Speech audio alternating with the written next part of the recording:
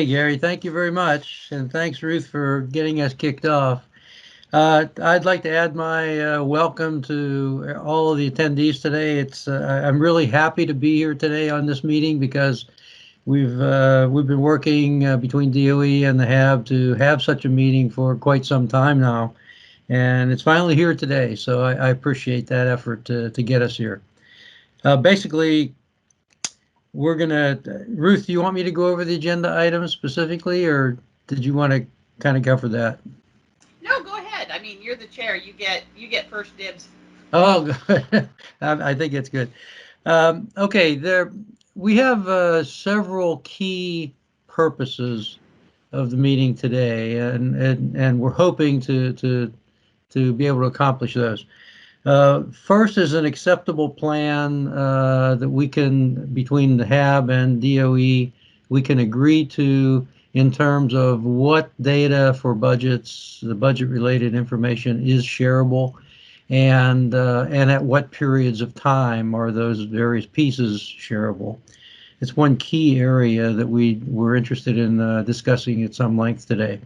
Secondly, we want to talk about the public meeting, the public meeting for the fiscal 2023 cleanup priorities that was held in July 15th.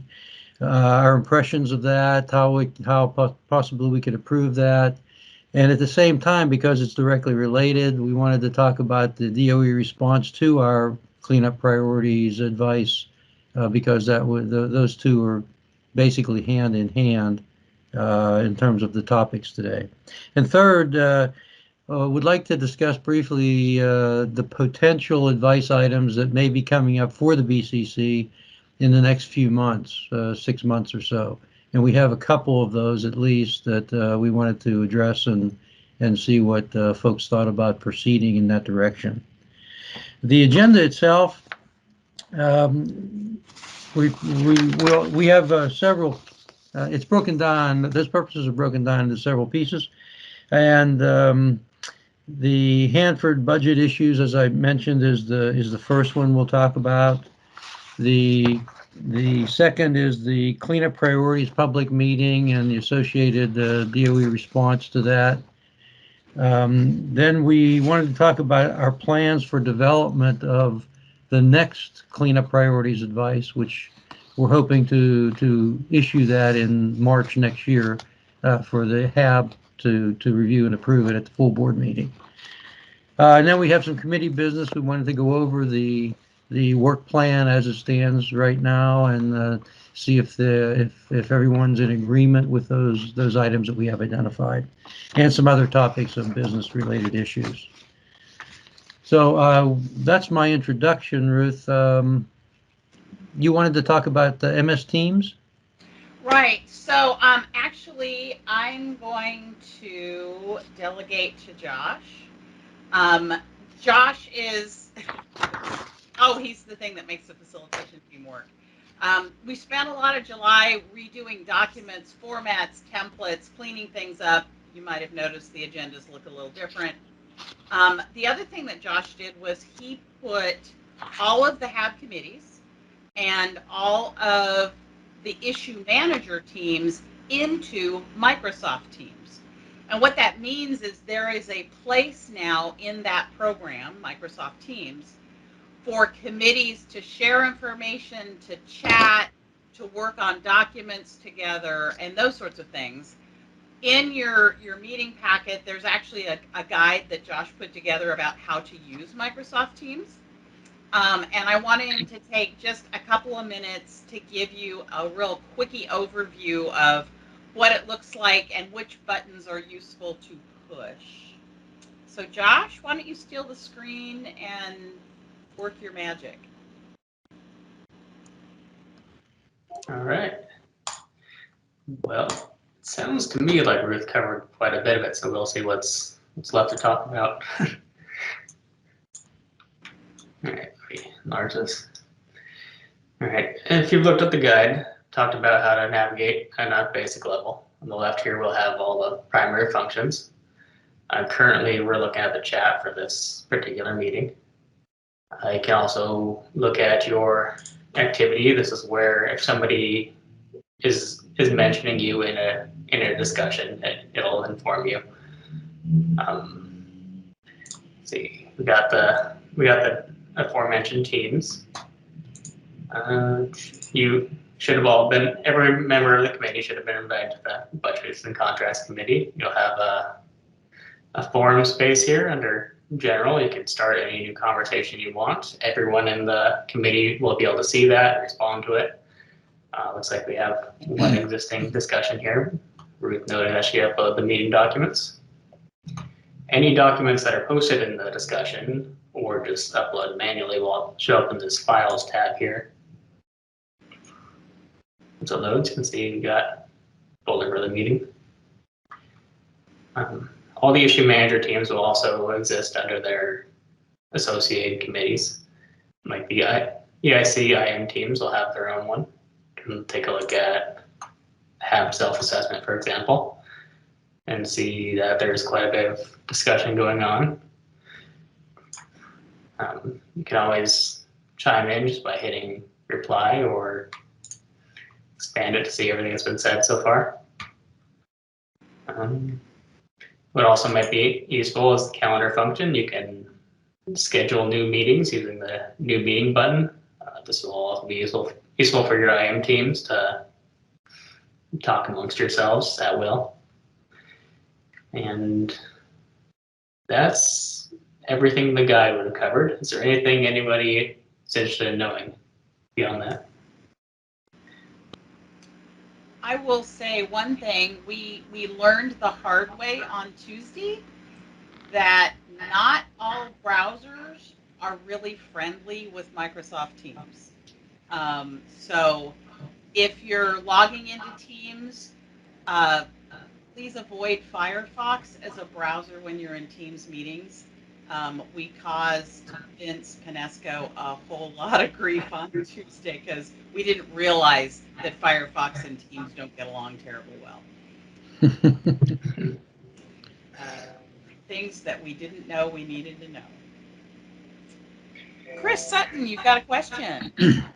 Yeah, Josh, I entered something on Teams in the wrap section yesterday, and I wanted to add a comment, and the comment had 4 bullet items.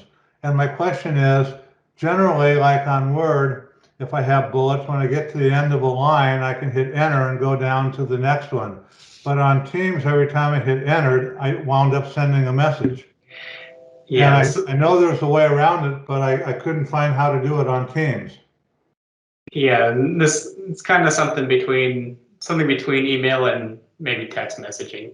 In order to create a new line, instead of hitting enter, you hit shift and then enter, or put them together. I think I made a note of it from the guide.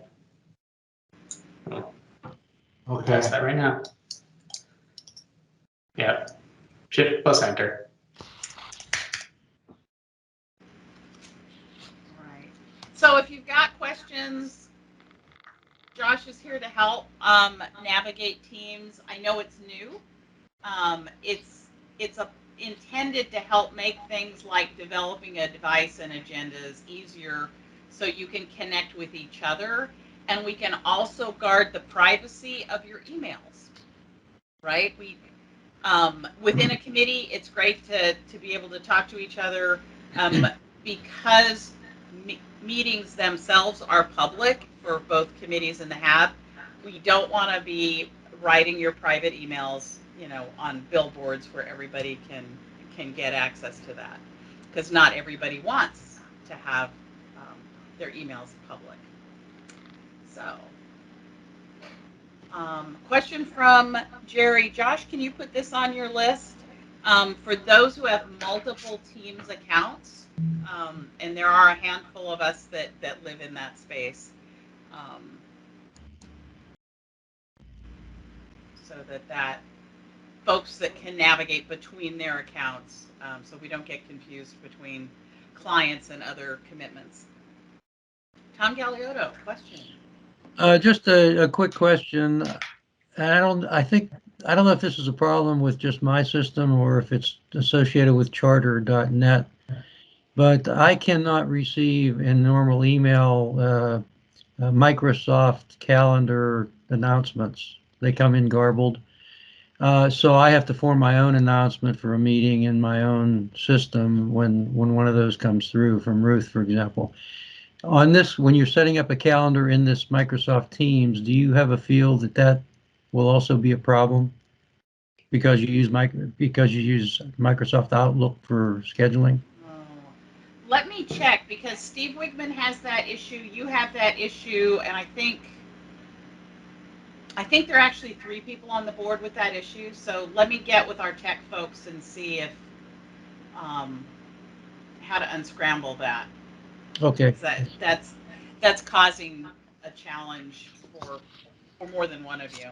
Yeah. Thank you.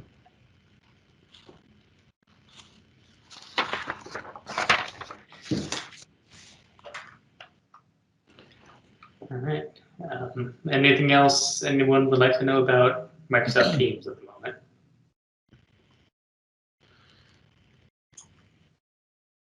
We've got some folks who are coming on late.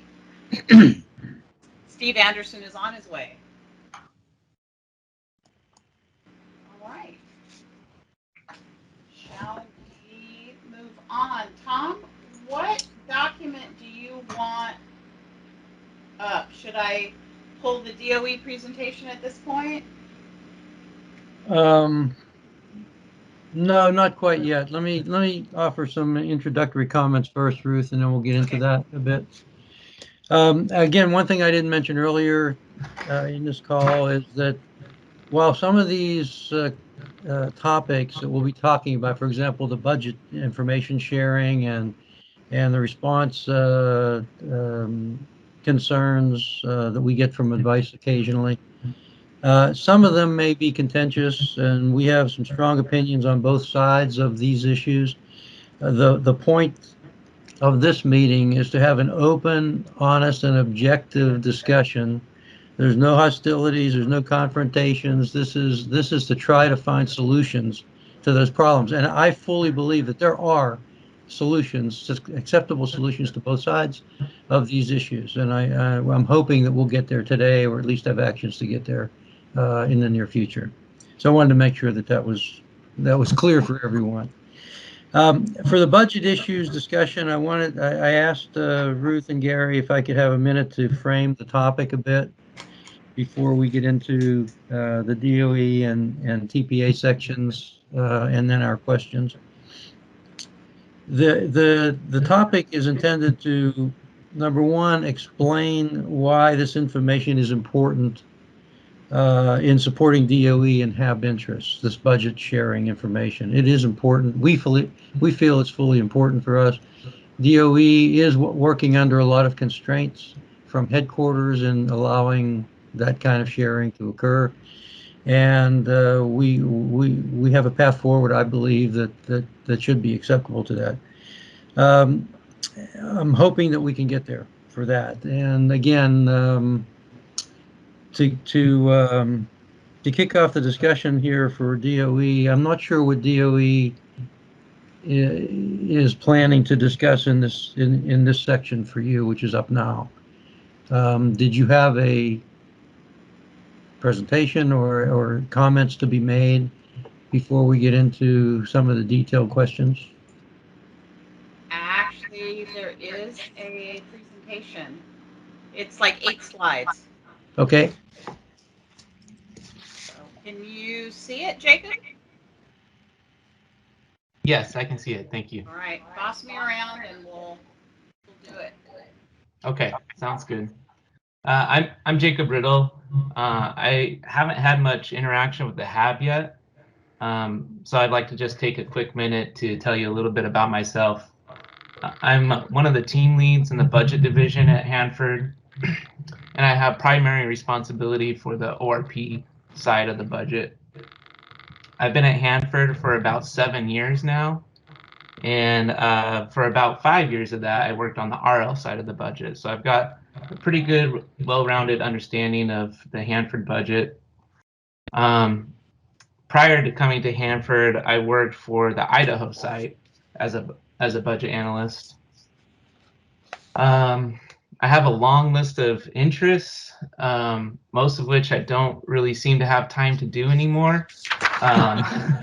If you were to bump into me outside work, it might be on a trail somewhere with 4 young kids in tow, or maybe playing frisbee golf at one of the local parks in Tri-Cities.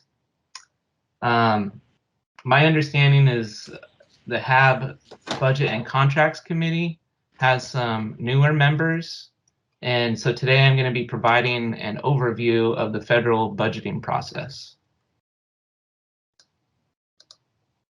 Next slide, please.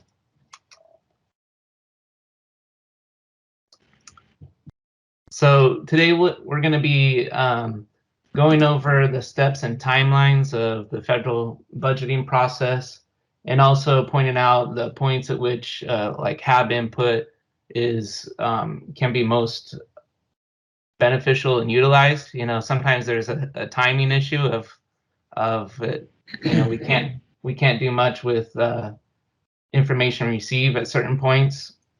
So I'll try to point that out. And we want the HAB to understand how your advice and public input does help Hanford to form its cleanup priorities and budget requests. Next slide.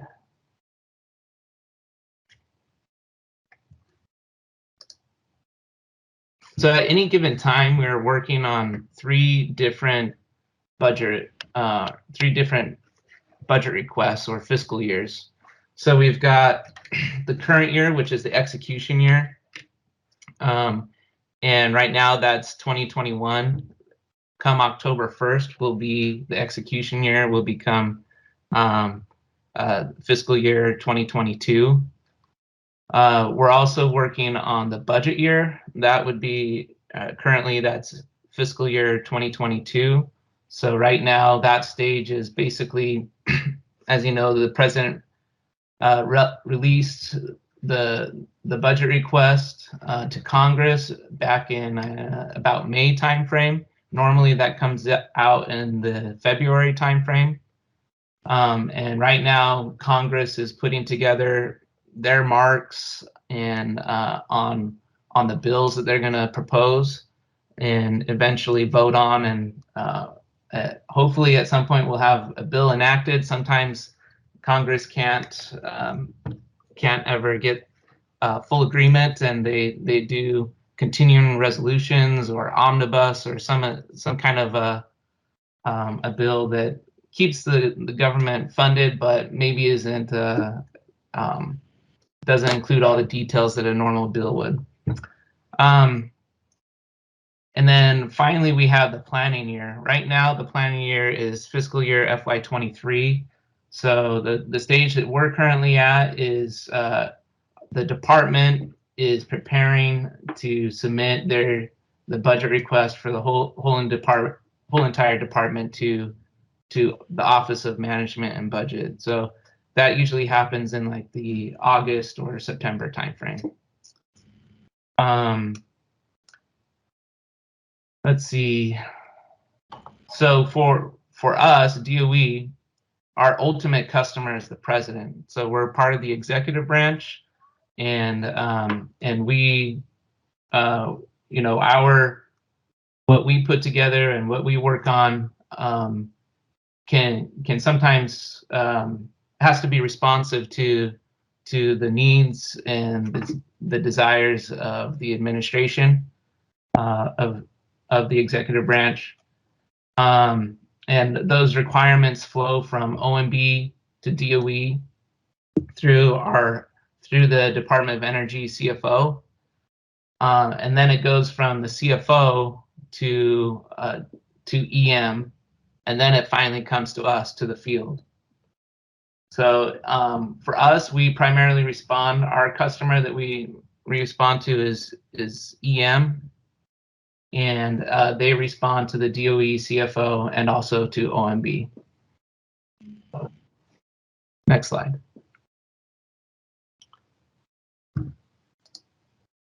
This slide shows the congressional budget process and represents what should take place in a budget year.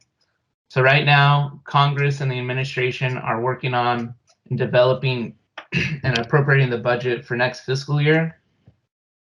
And we're currently, as I mentioned before, executing the budget for FY21 right now. As I shared earlier, the congressional budget process kicks off each year with the president submitting a proposed budget, typically by the first Monday in February. This year, that didn't really happen until May because of the change in administration. Congress then develops its own budget.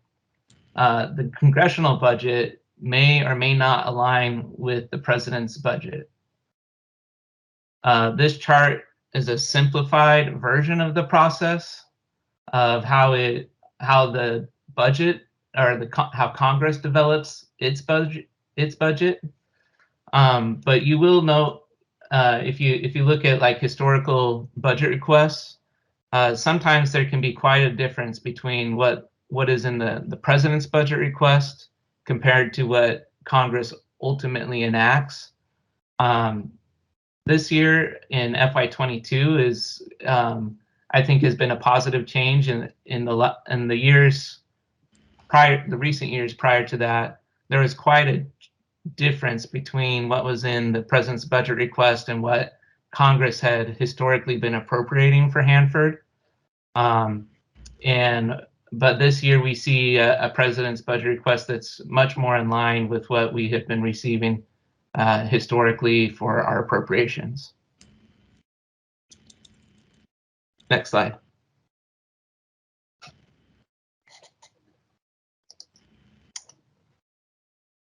So this slide details the steps in the budget planning process for FY23. So right now we're working on identifying and prioritizing the work we need to do in FY23 to meet all TPA and other regulatory requirements. That's really already happened, and the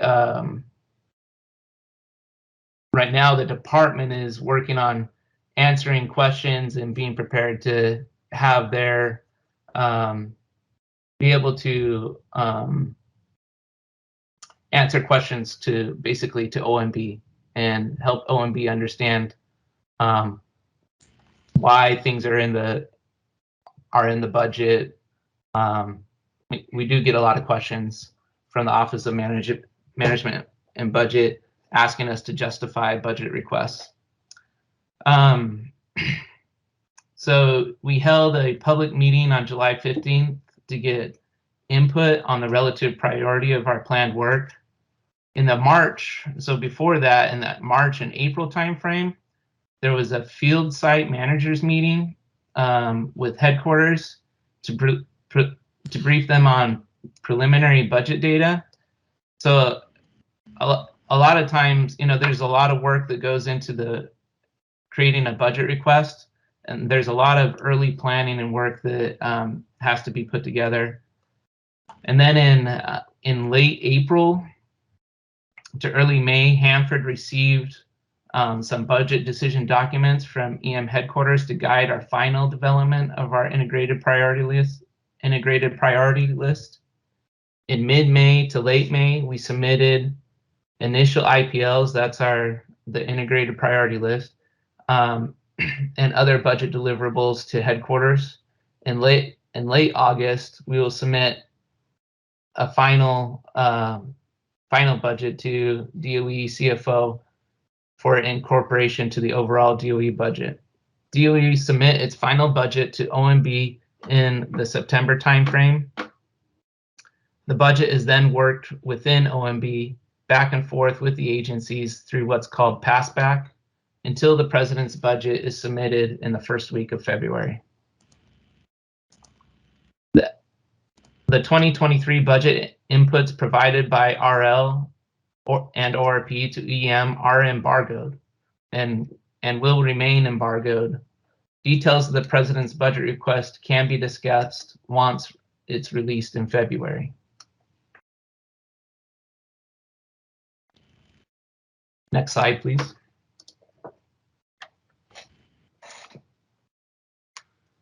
So this is a general timeline of the typical congressional budget process. So first Monday in February, the president submits his budget. In mid-February, the Congressional Budget Office submits a report to the budget committees. And then there's some hearings and some reports. And then, let's see, by mid-May, the annual appropriations bills may be considered in the House.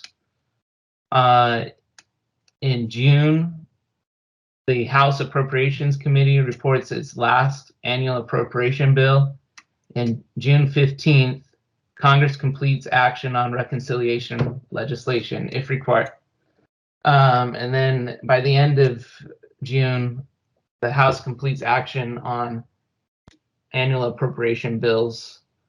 In October 1st, the fiscal year begins. This is kind of I would say this is like a wish list timetable that's very rarely followed. Yeah, so I'm not, just take it as a grain of salt. Next slide, please.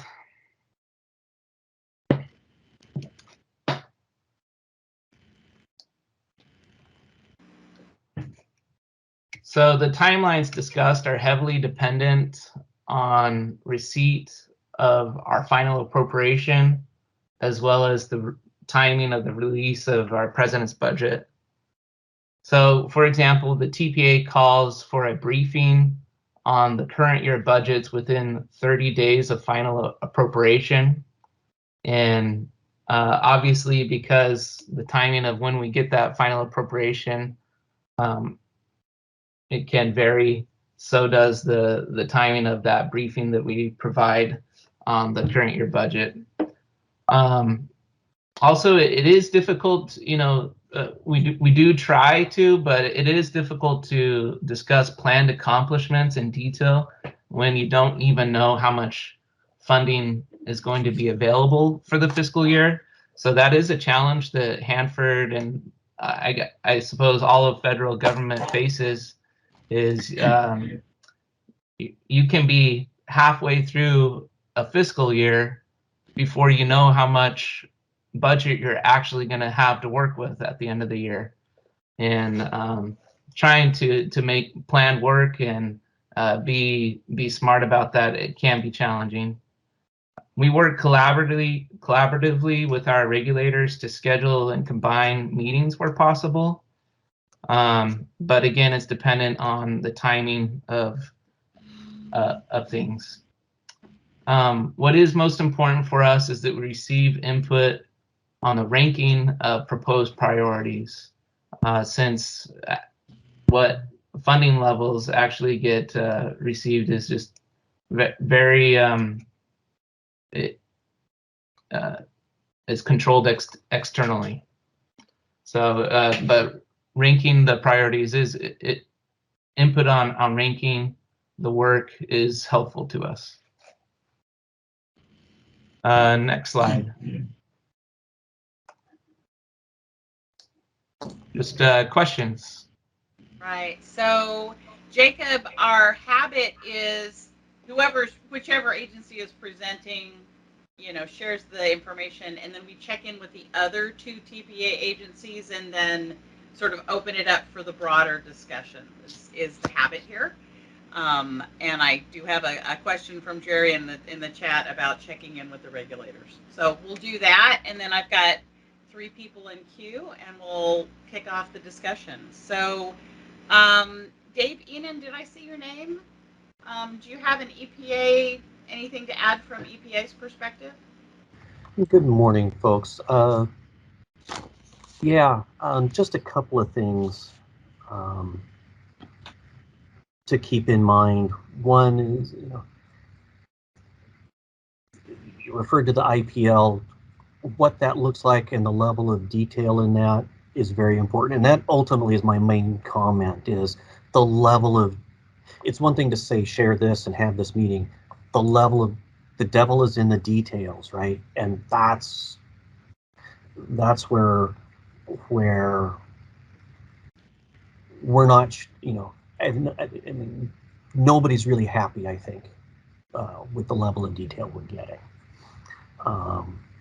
And understand that the levels of detail that certain, stakeholders, agencies, etc., they can be different, but I don't think anybody's happy, so we need to work on that. And then I do also want to emphasize that hearing cleanup priorities from the HAB and the stakeholders is very, very important. You know, I've been doing this a long time. I know we're never going to have the exact right amount of money, but we need to be able to make smart choices and informed choices. And that includes hearing voices other than the ones in any given room. So it's important that we hear all of the voices, I guess. Thanks. Thank you, Dave. I saw we have Ryan, Ginger, and Anne. Anne, you're here from ecology. Which one of you wants to share an ecology perspective?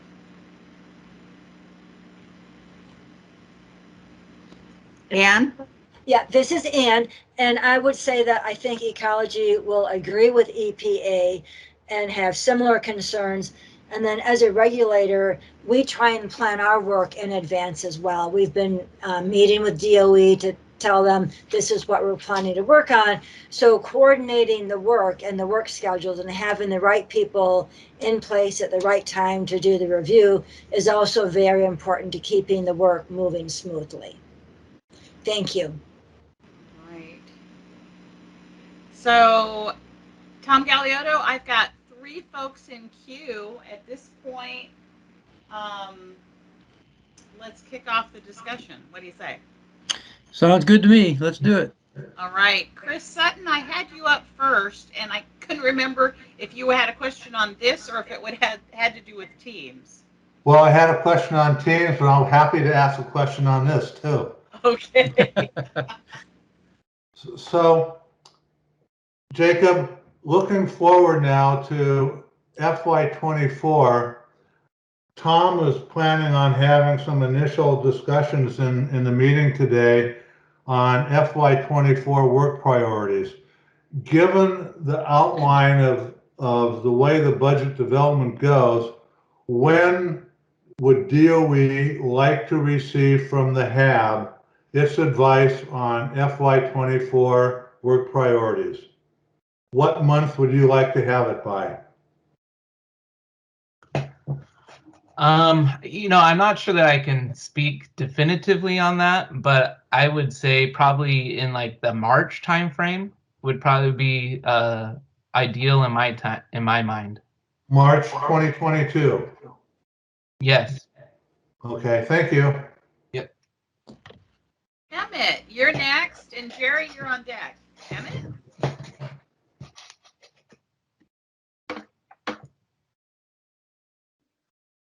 Can you hear me? Yes, we can. All right, great. So thank you for the presentation, Jacob. My question was corporate program review conducted by EM. Who are the players in that? Do you mind repeating that question? Corporate program review conducted by EM. Who are the players in that?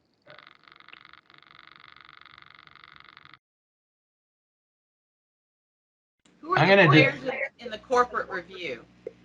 I'm not aware at all. I can take a note, or if Gary or someone else from DOE on the call happens to know, please chime in. Otherwise, I'll have to take that question down. So, Josh, can you add that to the action item list? And I did have another question. All right. Keep going, Emmett. Okay, I have another question for Steve. He had talked about the level of detail. Could he go a little bit further explanation on what kind of detail he means by level of detail. Oh, are you referring to Dave Emmett? Yes, yeah. Okay. Dave, can you talk a little bit more about level of detail, please? Yeah, I guess what I'm thinking in terms there is, and I think you've been, I know you've been around a long time doing this too, and so you've seen the varying levels of, is it, do we just talk groundwater's a priority, the waste treatment plant is a priority, or do we go into farther level, break that project down and look at sub-pieces and sub-pieces to those? I'm suggesting that I want to see much lower than just that top level of groundwater treatment as a priority or the waste treatment plant as a priority. I want to see the building blocks to that and be make more careful decisions on what those things are and what better informed decisions. And also what the schedules are and the various the side impacts, the collateral damage to making those decisions. In order to do this in, informed, which is what's important,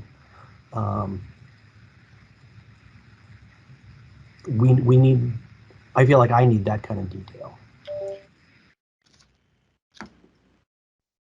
Thank you. Emmett, Thank you. I muted you because there's something about your computer that echoes, so I wanted to make sure you got your question answered. Thank you. Right. Jerry, you are up. Thank you. I think what we're missing from this discussion, and I'm very disappointed in the DOE presentation, not unexpected from DOE's presentation. We saw this from the public meeting. But what we're missing, and we should have begun this presentation with, what the tri-party agreement requires to be disclosed. Borrowing the building block analogy, the tri-party agreement explicitly uses that terminology for that Dave was referring to. That, the tri-party agreement is a federal agreement, federal facility agreement and consent order. It's legally binding, signed by the Department of Energy.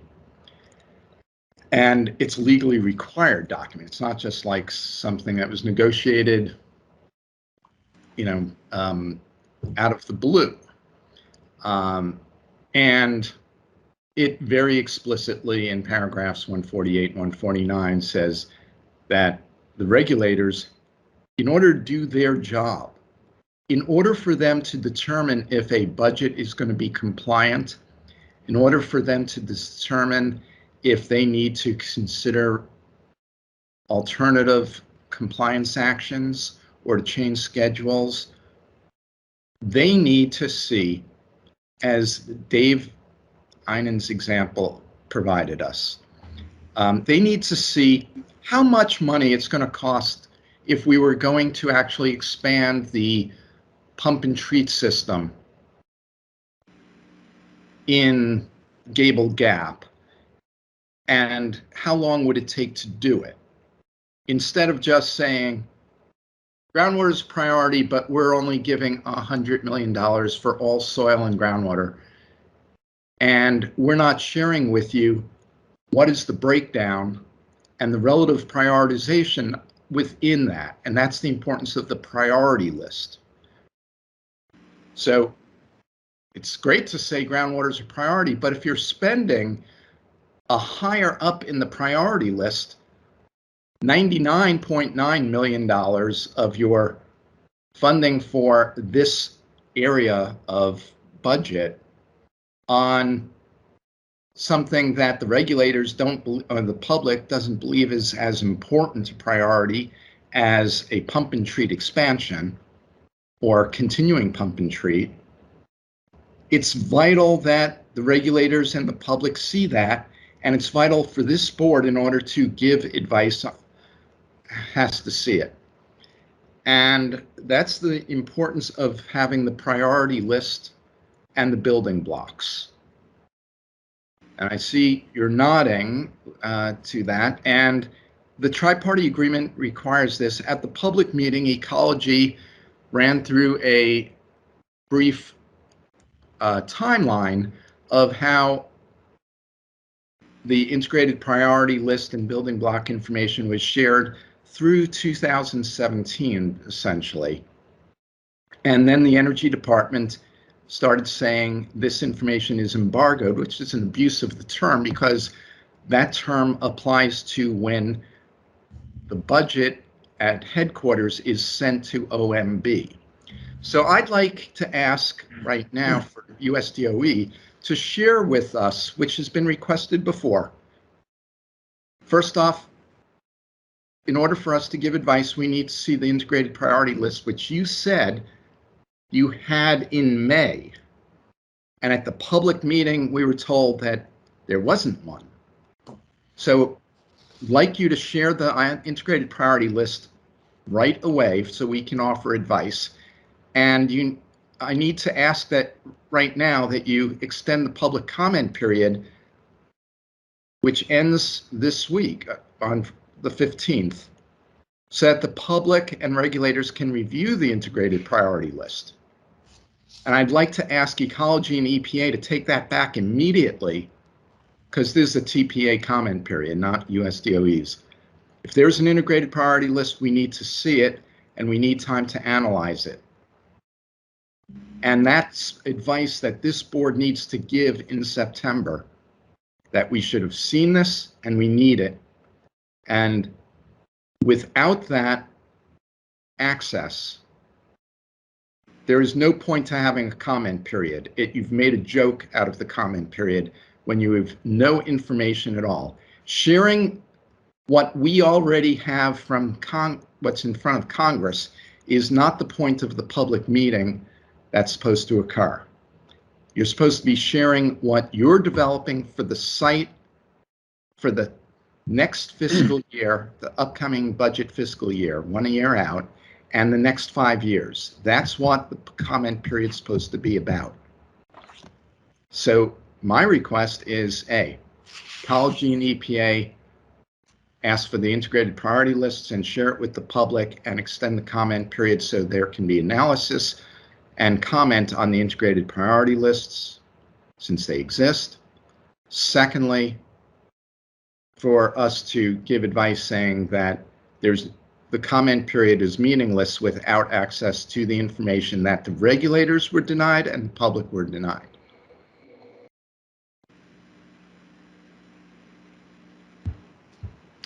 Thanks, Jerry. Oh, I have one other request. In addition, you said the integrated priority list was available in May. Do you now have target budget guidance to apply to the integrated priority list?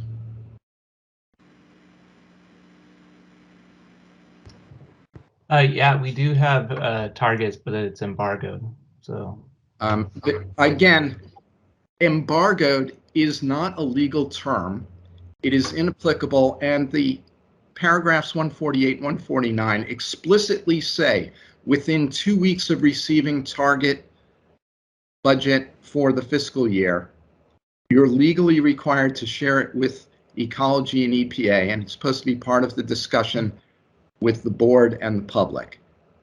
So I need to ask Ecology and EPA, have you received the target budget?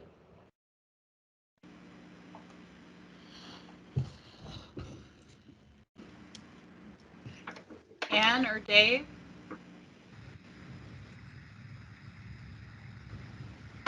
I do not believe that we did.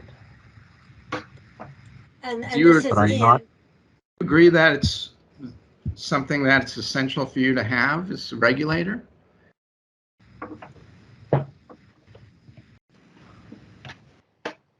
I think it has to be part of the conversation. Again, Part of my, I look at, that's actually to me less important than the details and the integrated priority list, and so and building that the implementation scheme. Because irrespective of the target that we get this year or get in the spring, the budget that comes out of Congress in the end is often different. So, and they don't always, they very seldom. If the target starts out $500 million short of compliance when it's sent to Congress, our ability to get it to be compliant is undermined. Right? That's a good point. So at the time of the public meeting, USDOE said it did not have target budgets. I think it's since you now have it, you should be sharing it with this board, the public, during the comment period, and the regulators. And again, that should be part of our advice. Jerry, if I can comment, I certainly agree with you, but I don't think we're going to solve that issue in this meeting because DOE clearly has prevented that release. So we're going to have to fight that. Our job isn't to solve it. Our job is to advise and make it clear to the Energy Department headquarters that we have not received the information we need. Our ability to give advice on the budget is zero if we don't have the information. Yeah, I don't disagree with you, but I'd like to, if I could, we can state that in the comments that we send out during this current comment period even, which ends in the next few days. But I don't think that's going to be resolved immediately. I think it's an issue we need to continue to address. But if I could, I'd like to. Go ahead. Jacob? Oh, I'm sorry. I'll mute myself. Oh, no, I'm sorry. I got your voice. Someone else who was trying to jump in. Okay. Do you have anybody else in queue, Ruth? No, I don't. Okay. If we could move on to showing the, yeah, I do get an echo as well. I think the sound needs some help. But Okay, so I'd like to move on to the topic number 2, framing questions, Ruth. Can you show those for us? Right. So what I'm going to do, I'm going to pull those up, but I'm going to mute everybody.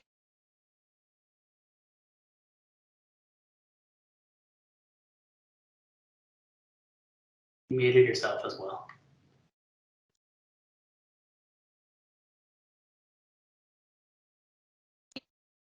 Muted myself. Maybe people are celebrating that. Okay, let me pull up the framing questions. Is that what we're after? Yes. Thank you.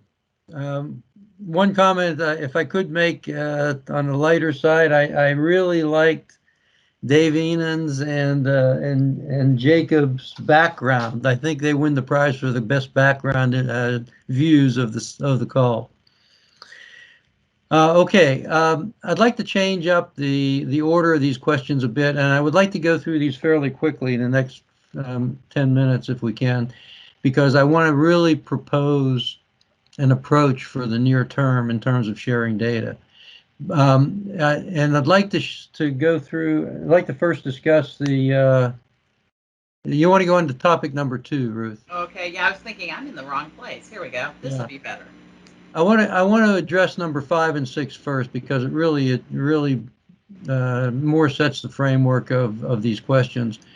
The reason we want this information, beyond the fact that as Jerry points out, we feel it's a legal obligation in the tri-party agreement, is it really helps us to develop the cleanup priorities when we have some information on the budget that we can make an assessment of whether or not that is adequate to fulfill the criteria for the cleanups that we are proposing. It helps us to prepare that advice every year, or at least it would. We haven't seen that kind of information on the budget, as Jerry pointed out, for about 4 years now. But that's why we would like to see it. We don't necessarily, at least I don't necessarily want to argue in detail specific dollar levels, except to the standpoint that we need that information to know if DOE is focusing their attentions on the right priorities from our perspective. And secondly, it would help us to, the budget information in general would help us to offer comments on the next 5-year plan, which is, we're hoping that comes out every October or so in each fiscal year. I guess that's up for review yet, but I fully expect that DOE is going to be updating the 5-year plan every year to extend it that additional year and to accommodate any changes that have occurred. And that budget information is also helpful in our review of that 5-year plan. So it really gives us a good solid background. The budget information would give us a good solid background in creating the products that DOE really does desire from the HAB. And that is comments on the 5-year plan and on the cleanup priority advice itself. So given that, the 4 questions above these were all developed in the end of May, so to some extent they're a little bit out of timeliness, if you will. But I'd like to go over them quickly anyway. First one is, and this was developed, these questions were developed by the BCC in support of this meeting, which was originally planned a little earlier, but still appropriate here. Number 1 is the HAB understands that you have constraints, and we're asking you to define those. Actually, instead of doing that, I'm gonna pass on that question, because what I want to show you in this next view, in the next few minutes, is a proposal on how we can still accommodate that and still get the information we need. So I'm going to skip number 1. Number 2. We understand that DOE can publicly share information at certain points in time, and I think Jacob mentioned once the president releases his budget for congressional review. That's important to us. That's more of a statement than a question, and again, that's fed into this next chart that I wanted to show you. So if you could defer that a bit. Number 3, what detailed budget information can you provide to the public once the president's budget is provided to Congress? And we believe at that point you pretty much can provide any of the detailed, at least the ABB and the IPL. We understand that you can do that. I don't know that you can provide the compliant level budget values, which we would very much like to see. I agree with Jerry. But in reading the guidance from DOE headquarters, that's pretty explicit that I don't believe that's required, that's allowed. It's something we'd like to change, but at least we can get sharing of the IPL and ABB, and that would be a big help. And the last question there that's open is, can DOE provide a history of the compliant budgets submitted over the last 10 years? In other words, they're already passed, but we'd like to see, we know what the authorizations have been, the appropriations have been, but we don't know what the compliant level budget was that's reported. And we'd very much like to at least see that history, because our understanding is we're always well short of the compliant budget upon appropriation levels.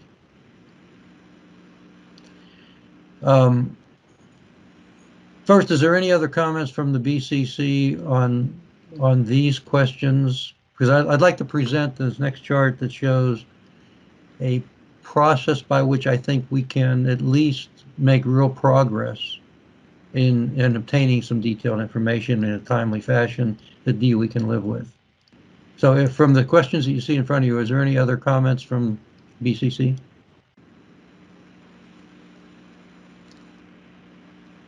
I don't have anybody in queue. Tom? Yes. I'm just wondering, since Jacob is from Idaho, although, our advisory board's under a different preview, if they have any of those similar type concerns at Idaho. Good question. Good question. Jacob? So the question is, does the equivalent of the Hanford Advisory Board in Idaho have similar concerns here with sharing of budget information? Did I paraphrase that well enough? Pretty good, yeah. Okay. I'll have to get back to you. I didn't ever have any involvement in that when I worked there, so I don't know from personal experience, but I can certainly ask and find out. Thank you. Chris Sutton, I have you in queue.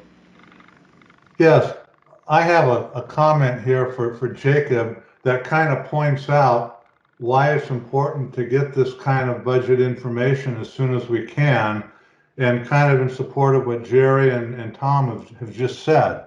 DF Law and WTP last year released their System Plan 9, in which their preferred scenario for carrying out DF Law and WTP had overall cost and schedule in it. The cost showed that it had to ramp up to $3 billion per year by the end of 2020 and maintain that level for X number of years into 2030 in order to achieve the cleanup in the time frame. But the new contract, the draft RFP that is coming out for the new contractor for DF Law, said in the draft RFP that the new contractor could count on level funding of about $1.7 to $1.8 billion per year over the length of the contract. So clearly there's a major disconnect regarding dollars and work to perform. And that's something that we could certainly offer a lot of advice on, but it points out the need that different parts of DOE have different priorities on work and different views on the budget in order to achieve those priorities. But that's why we need detailed information as soon as we can get it here at Hanford. That's a good point, Chris, and that's why it is important to us to understand generally what that funding level is, at least. But I agree with that. I don't have anyone else in queue right now, Tom. Okay, Ruth, can we show the chart that I sent to you? Oh, the one from last night? Yes. Okay. I've gone through, to preface this, I've gone through in a fair amount of detail a letter that was sent by William White from EM to the sites.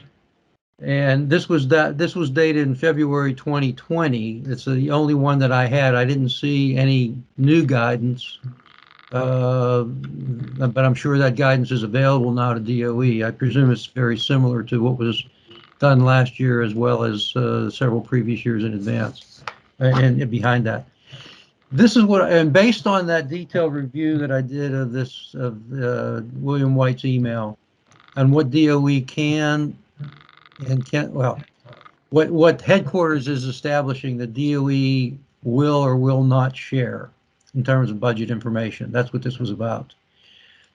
I've put together this chart to try to formulate it in my own mind, but also to propose it as a straw man for DOE to take and review and comment on, because we're not going to have the ability to do that in the next 10 or 15 minutes here, I don't think. But I wanted to present it to you. And by the way, Ruth, I did ask you separately to try to track actions for follow-up that come out of this meeting, and we'll intend to follow up. That'll be part of the minutes. We'll intend to follow up on those actions, and this is going to be one of those actions for requesting DOE to review this and comment and propose alternatives if you have those, to allow the sharing of more detailed budget information in the fashion that still meets the constraints of DOE. That's the intent of this. Hopefully we can balance, maybe there's some give and take, but we can balance our needs from the HAB side, the stakeholder side, in needing that information to make judgments on cleanup priorities, and from the DOE side, needing to keep some of that within their own ranks of EM. So I laid this chart out to show for 3 current years, the item A, B, and C. The current year, the current plus 1 year. Current year is the execution year, according to Jacob's terminology. Current year plus 1 is the budget year, and current year plus 2 is the formulation year, and that's the year that we focus on when we provide cleanup priorities. So it's 2 years out from our current year when we submit advice for cleanup priorities. So the time lag is something we have to deal with. If you go back to A1, there's 2 items there, and I think these are all acceptable to DOE from my judgment of the William White letter. DOE shares the ABB activity building blocks list and compares stakeholder priorities with local DOE current funding levels. And then A2, within 30 days of the appropriation of the current year, this is now, DOE schedules a stakeholder briefing on the impacts of that appropriation. Those things don't currently happen, to my knowledge, at least with the HAB.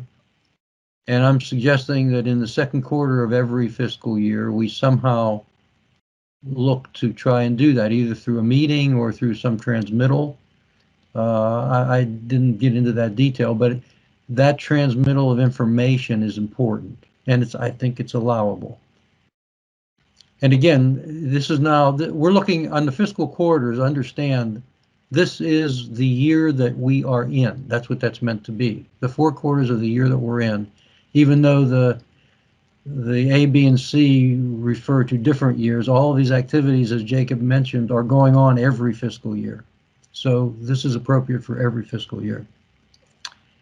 On section B, B1, this is now addressing, in our case, we're in fiscal 2021. This will be addressing fiscal 2022. And it says DOE discusses the president's request budget and the milestone priorities down to the ABB level with stakeholders.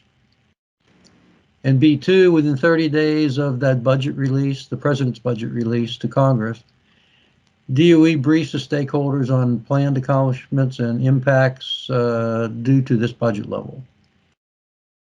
I really like the fact that William White's letter actually allows for this kind of contact with stakeholders at various stages and for various fiscal year budgeting activities, because it brings us more up to speed on what's happening.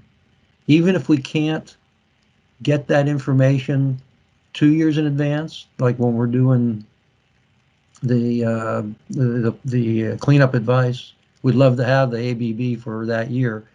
We don't have that information, but we'll have it for the previous year when we develop next year's budget.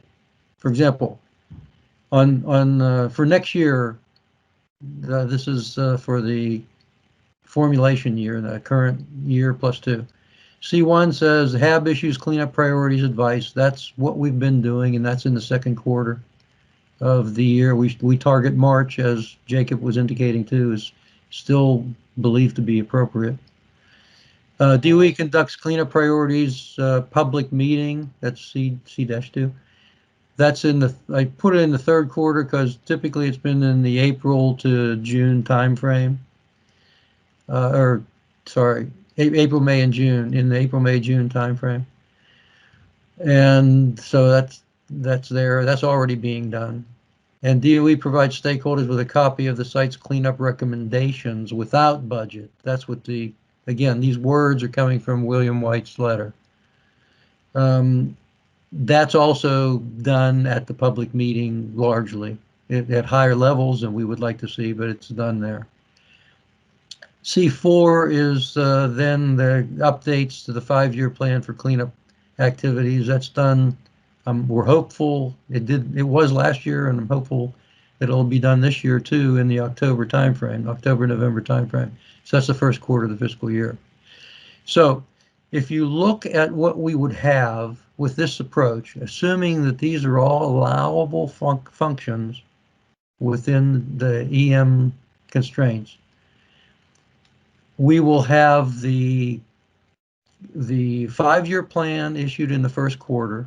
Looking down the quarters now from 1, 2, 3, 4. First quarter, we'll have the 5-year plan issued that we can look at and comment on.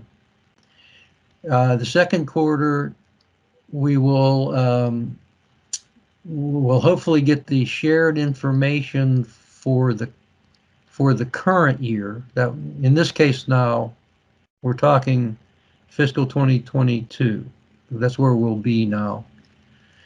So the second quarter, we'll have we'll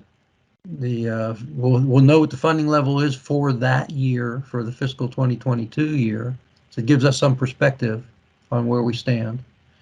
And then, and also we'll know down to C.1, we issue the cleanup priorities advice. We'll know that information by the time we issue the priority advice for fiscal 2024.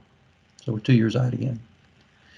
Third quarter, we'll have information on the fiscal 2023 budgets at that point in the third quarter. So we're asking for that information to be transferred to us. And then the typical DOE actions done in C2 and C3, which are ongoing in that third quarter as well. So it kind of dovetails the detailed information as much as we can get right now per the EM constraints in a way I believe that gives us headlights prior to commenting on the 5-year plan and then prior to issuing our advice for the formulation year. To me, it's not everything that we want. We would like to see all of that information, ABB and IPL information right up front. But at least it gives us a way to be more knowledgeable and thorough when we develop our priorities for cleanup. I'd like to get your rough feel for this. What? Thanks, Tom. Yeah, I do really like this. I am going to ask if you'll be sending this to DOE in some form. I think that it's on the right track. I don't want to, the worst thing that could happen today is for me to say one thing and then, the powers that be say you got it wrong. And right. So I would like time for us to review it and offer any comments if there is anything that needs to be provide some context or a change from our perspective. But I do think that this is on the right track, and I agree that that letter that came from Ike White, there was another one that came with the FY 23 budget guidance information that we got from headquarters. So I can find a copy of that and share. I think I can share a copy of it. I got to double check, but I'm pretty sure that there's no issue with that. And you're right, it's basically the same. But I have only seen that the last 2 years, so I don't think it's something that's been happening for a real long time. But I agree that it is nice that they're making clear what can and can't be shared. All the way from EM1 from Ike White, William White. Right. I'd appreciate that, Jacob. And yes, I'll work with our HAB leadership in general on how we can best send this chart to you officially. I'd like to do that, and I think Susan's on the line, but Susan and Steve and Shelley will have to get together as well and see how we can get this to you formally for comment. I would like to also see if you can send us the latest guidance on budgets for this year. I'd like to compare it with what I was looking at, make sure it's pretty simple. They're similar. Thank you. Any other comments, guys? Oh, we got a whole list, Tom. Oh, good. I haven't looked. I have Jerry, Chris, Susan Leckband, and then Gary had his hand up, and Emmett wants to check in with the agencies. So do you want to go to committee questions, or do you want to check in with Ecology and EPA and Gary? Oh, yeah, let's hear from Ecology and EPA first. That'd be great. All right. Dave? Enid? What do you think? I didn't actually see what the question to me was. Emmett had put in the chat, what are the thoughts from the agencies? So I'm going to interpret that as, what do you think of this proposal around trying to share information using this chart that Tom has just floated? I like this chart, and in terms of, it distilled a lot of words into a picture, which is obviously going to be helpful to a lot of us. So thank you, Tom. It makes a lot of sense to me, and this is irrespective of saying, direction to sites saying what they can and can't. I think this is going to be a good first step on getting us back to where we need to be and getting the information we need. Dan, do you have any reaction to the chart from Ecology's perspective? I personally like spreadsheets. I think it's organized well. We can look at the fiscal year. We can look by quarter. And I agree with Dave. It lays it out well. I probably want to check with other folks in my office, but I think it's a great tool. Thank you. Yeah, so the caveat for the group is this is the first time that the agencies have seen this. So what you're getting are immediate reactions, not that they've had a chance to study it and consider it. Gary, did you have your hand up as well? Gary, did you have your hand up or did you take it down?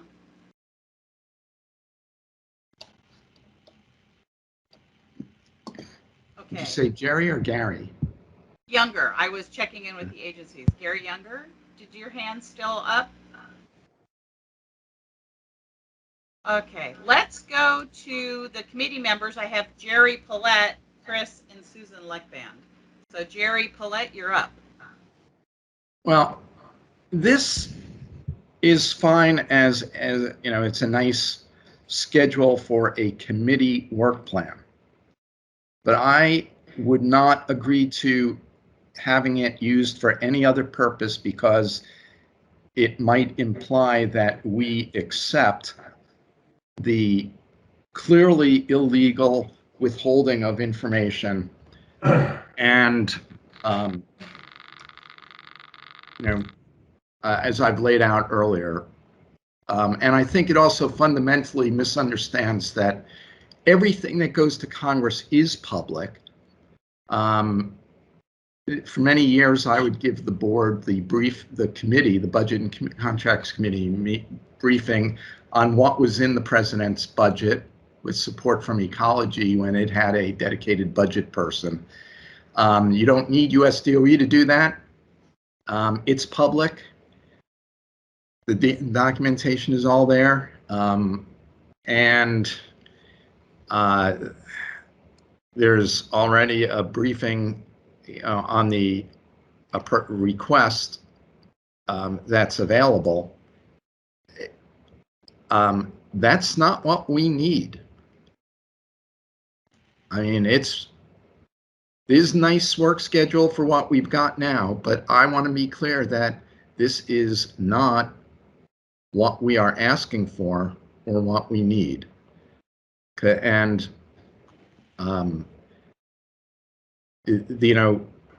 everything you have here about the congressional budget request is public already. And as I put in the chat, I think that there's a misunderstanding that committee members don't understand right now that US DOE actually has to submit to Congress a report that shows its compliance level requirement. It's part of CERCLA, and that's a public document. Hey, this is Gary. I apologize for jumping in, but we've already been down this road a couple of times. We cannot solve that during this discussion. We hear the comments. We want Gary, to be this able is, to excuse me, provide Gary, what we don't can. interrupt, please. Gary, However, Gary, we need to stay I'm not closer to the trying to schedule that solve we this. have I'm here. saying that this board and this committee should not adopt something with and put it out as an expectation that this is all we want. We're going to And solve this when the we hear that. regulators say that you're out of compliance, or a citizen group goes to court and says we're entitled to the records. I'm trying to explain that much of this is public information already, and that this is a good schedule for our work plan internally, but it should not be viewed as what it is we expect or want. That this is a great way of scheduling our work and showing our work, which I really appreciate as you join the other commenters in saying, good job visualizing this to Tom. But it is not representative, it's not, and I know it's not being presented as advice, and it should not be misrepresented as this is all we are requesting. And I don't think that Tom presented it that way, but I want to be really clear. And I also want to be very clear that much of the documentation about what is submitted to Congress to be briefed on here is readily available to us. It's all public, plus more, once it is submitted to Congress. Thank you, Jerry. Emmett had asked us to check in with the agencies, so I want to make sure that Gary finishes his thought as well. And then we're going to move to Chris and Susan, who are waiting in queue. Gary, would you finish your thought, please?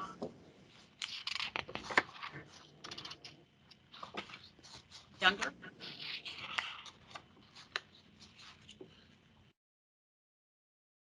Gary, yeah. Did you have a comment?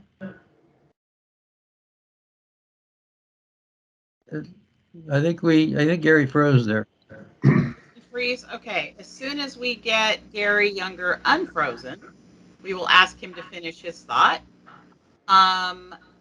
Until then, Chris Sutton, why don't you ask your question and let me work with Gary to get him back. Tom, my suggestion is this. If you want to formalize this in some way, shape, or form, I think this is a great topic for your issue management team to issue an advice on. We need to receive information at certain times. We need to give advice at certain times. And I think the way to do that, and it can incorporate some of Gary's concerns about legality, as in the TPA or whatever, in an advice that we can issue from the HAB formally. This can be part of your issue management team. You can first issue an advice dealing with this type of information, this type of priorities, what we want to receive, what we want to give, and then we can move right into advice given FY24 work priorities. But I think this is a great topic for policy level advice that could come from the HAB. And I really, really strongly suggest that you incorporate this into your issue management team as the first advice coming from that, followed by FY24 work priority advice. Okay, or even a separate advice item. We'll Right, consider that. that's what I meant. 2 advice items.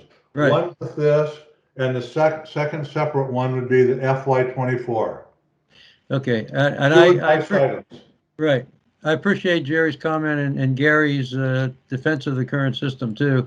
We won't solve that legal problem with headquarters ourselves, but at least we'll make a step towards what we can get. But thank you both. All right. So we're trying to get Gary Younger back and unfrozen so he can finish whatever thought he had. Susan, you're next up. Susan Leckband. Thank you, and thank you all for your attendance at this meeting. As I have said many times, nothing happens at Hanford unless there's money involved. So it's really very cross-cutting and important to talk about this.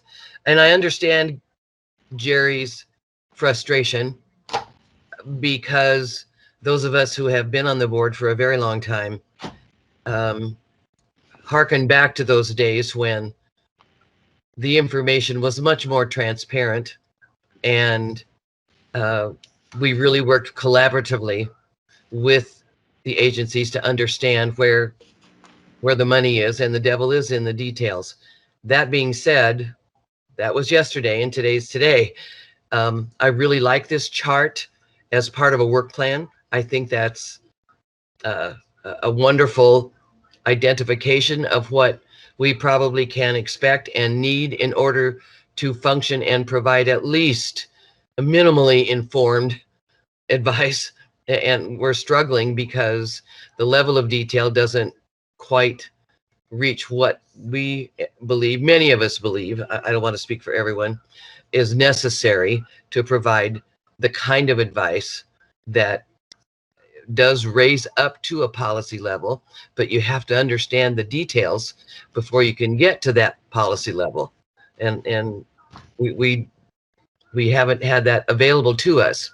As far as much of this being available to the public, I'm sure it is. The public doesn't understand where to look for it, how to find it, that sort of thing. So if we can get these presentations from the department and from the other agencies, clearly that's what's needed at the committee level, because every committee member doesn't have the wherewithal or understanding of how to go find this information. So having presentations at these committee meetings is vital. There's just no question about that.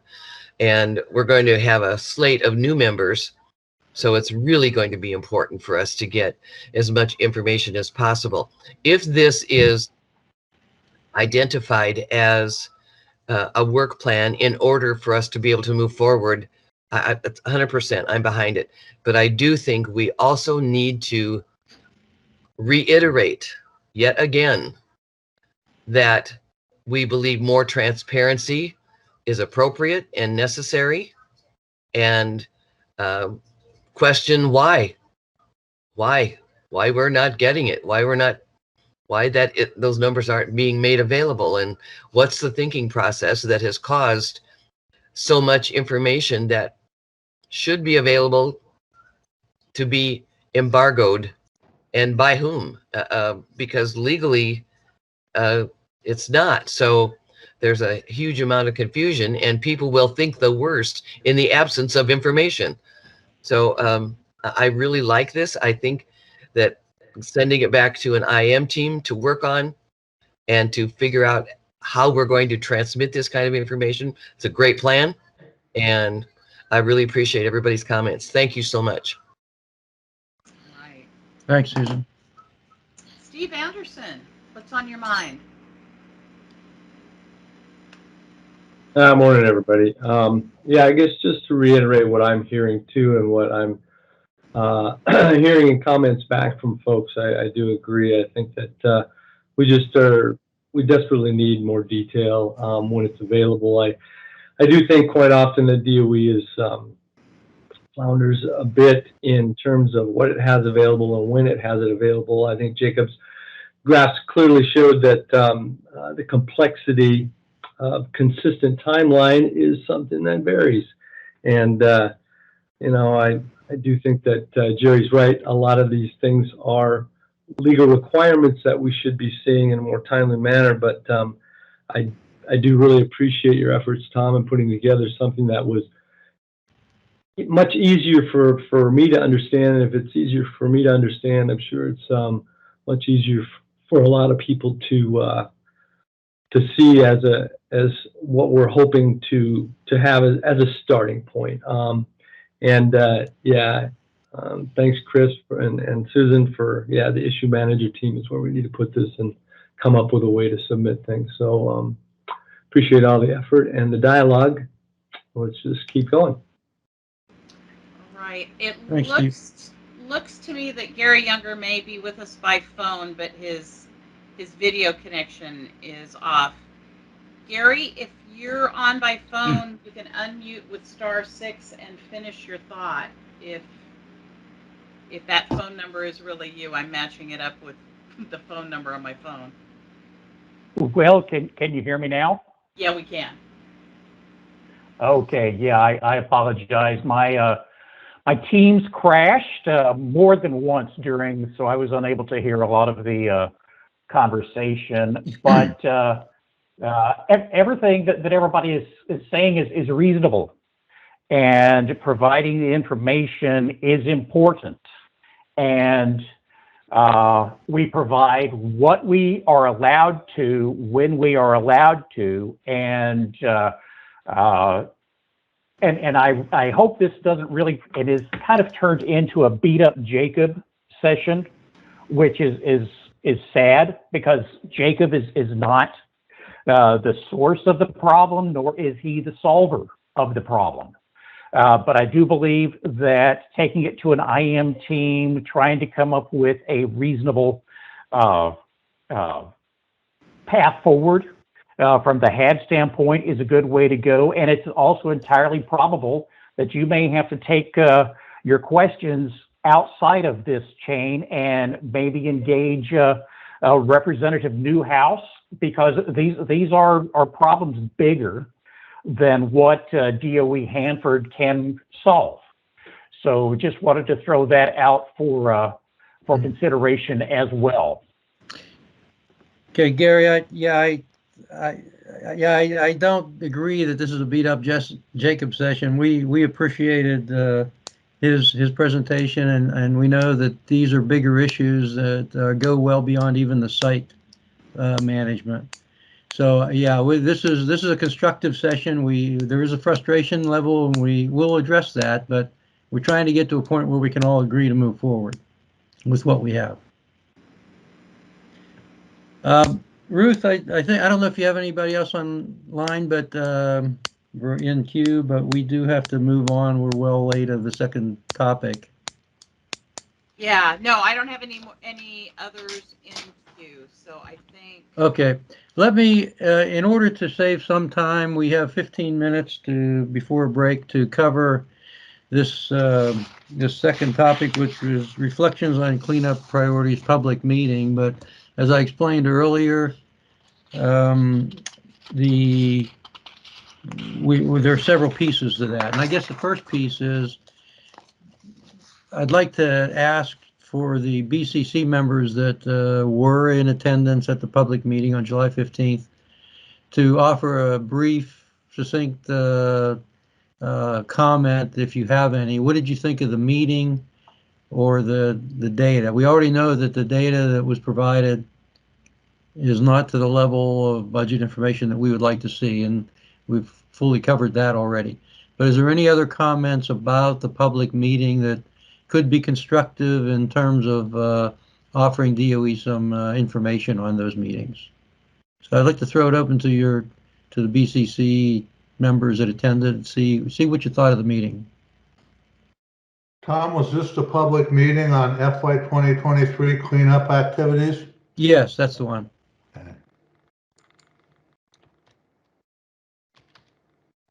I guess just to start the discussion, if you would. My feelings were that the schedule for the meeting was originally set for only an hour, which I thought was way too short. But in fact, DOE allowed it to continue for another half hour or so. So it ended up being an hour and a half. So that did allow some additional questions to be addressed, which I did appreciate that. I was concerned about the short time initially, but it seemed like we got a number of issues covered. I'll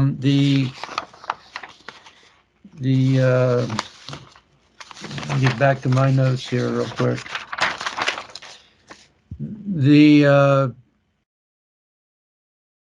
It would have been very helpful to have the presentations that were given at that public meeting in advance more than just a couple hours. I think they were sent out the same day or maybe the night before. I can't recall now, but it wasn't enough time for people to notice them and to look at them in time to understand what was going to be presented prior to the meeting. That would have been very helpful to have those more in advance so that we had a better idea of what was being presented.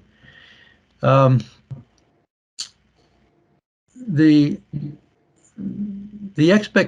a positive side, I'd say my expectations have changed a bit. I understand what our local DOE, and we're dealing with our local DOE here, and all of these comments, because that's our interface with DOE for the HAB. Our local DOE is governed by the headquarters requirements, and that letter from William White does lay that out in detail. So I understand why our local management, DOE management, is not able to provide that information right now to us that we'd like to see, as we've already talked. So given the current situation that exists, I think that the presentation that was given at the public meeting at least covered the activities that are planned by local DOE to clean up Hanford in fiscal 2023. I think it did do that, both from the RL side and the ORP side. It wasn't to the detail we want by any means, but at least it highlighted where their priorities stood, and I think that was a positive. So I'd like to hear from others, though. So we've got Chris and Jerry who have thoughts to contribute. Chris? Yes, this is Chris. I did a quick crosswalk of what was discussed in the public meeting on FY 2023 cleanup activities with the advice that we put out. And in general, for the tank waste cleanup, the Central Plateau cleanup, and the River Corridor cleanup, the critical items that we specified in each of those were addressed in some way, shape, or form in the public meeting. For those three categories, items that we said were important, almost none of them were addressed in the public meeting. And in the cross-cutting activities, what we said were workforce issues as critical, that was not addressed. Worker safety that we said was critical, maybe it was addressed, but not explicitly, at least that I could tell. And expanded public involvement that we said is important was not addressed. So for the critical activities, at least in the tank farms, the Central Plateau and River Corridor, in some way, shape, or form, they were mentioned in the public meeting. The important ones that we said for those three were not. Now I sent this to Tom, I think, and to Ruth too. And if they still have it, maybe they could disseminate it to other people in BCC. And it was quick and dirty, but that was sort of my impression of the public meeting. Okay, thanks, Chris. And I did get your email. It was a very good assessment. I'll send that out to others in BCC. That's also one of the things that teams can help you with. It's something that you can post in the BCC team for BCC to easily share it as well. So well, that's good. I'll do that in Teams, and I'll upload it in the BCC Teams section. Right. Good. So That's great, Chris. Thank you. another way to share information. Jerry, let's get you off of mute and get your ideas. Well, I'm going to say a few things that I know are have been and will continue to be discussed in the Public Involvement Committee about this meeting as process-wise.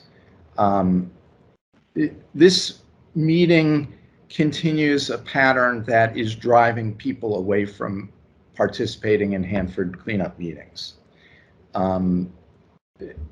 The structure of the meeting is in and of itself is the most cumbersome possible online meeting structure imaginable, with DOE for some reason insisting that you have to get audio over your phone and watch presentations online, which innumerable people complain about why that has to happen.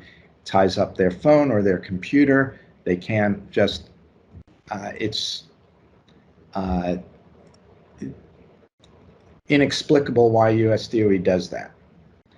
Then there's the fact that people weren't allowed to share and see each other's comments and use a chat so that people could, as you would in a public meeting, be able to say, I want to comment on something, and have other people hear it and see it. And that's just inexcusable. And we've said this in the Public Involvement Committee discussions about how the US DOE is setting up public meetings. I don't understand why Ecology and EPA aren't weighing in. Ecology knows how to run public meetings. They're doing it all the time in the state that don't use, have such crazy, inaccessible mechanisms. And then the third thing is what's in our bailiwick is the substance. And essentially, there was no substance to this meeting. And the public was really frustrated. And amongst the people, the comments we had is that, so let's get this right. The number one thing on people's minds is a leaking high-level nuclear waste tank, and that was never mentioned. No budget priority, no information about comparing compliant budget levels and TPA, and I think there was significant appreciation for the timeline presented by Ecology of how this information was available to the public in the past, and during the Trump administration, US DOE came up with this notion of embargoing information and how it doesn't meet the TPA. Got several comments that was very helpful to have David Bowen present that timeline and the information. The frustration from Ecology and EPA was readily apparent, but there was no information, and there was nothing that the public could use to comment on the development of the budget, and there wasn't an alternative public view, which the TPA public involvement plan calls for.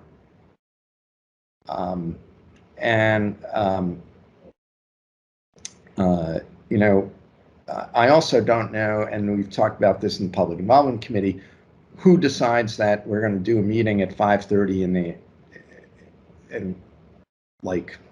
as opposed to 6 o'clock or 7 o'clock, but 5:30 is not a convenient time for anyone apparently other than the staff. But for our purposes, I think the public, we had innumerable comments back from people like, I'm not going to participate again. This was just a waste of my time, was what the public's view was, feedback to us. And as the organization that probably generated most of the people who signed online with our emails and notice, it's like, why would I do this again, encouraging people to participate? We can't, when they're not going to get the information and they can't participate effectively.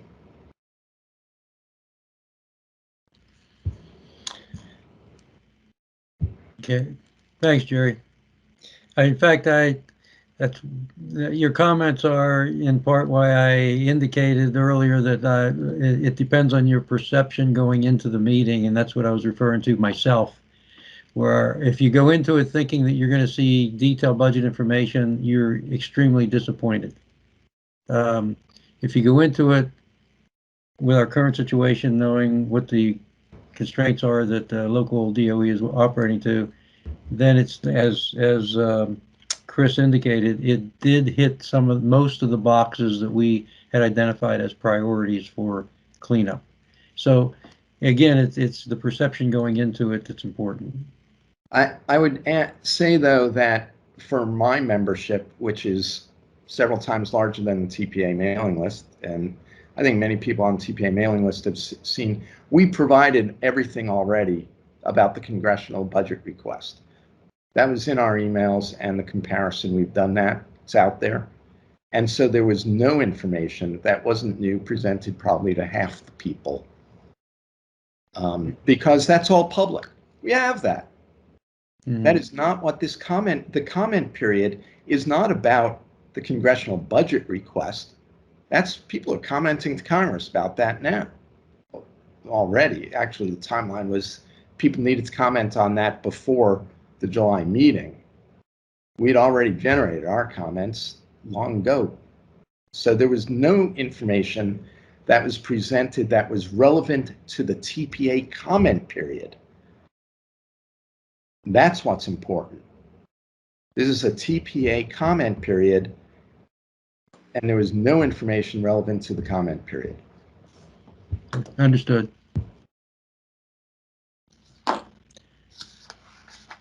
Okay. Ruth, or how are we doing? I'm going to suggest that we take a break, and when we come back to talk about future advice, we sort of evolve this conversation into that, and move into committee business and sort of next steps. Okay, sounds good. All right. So please come back at 11 a.m. Take a couple laps around the living room where it's cooler than outside. Thanks all. See you in a few.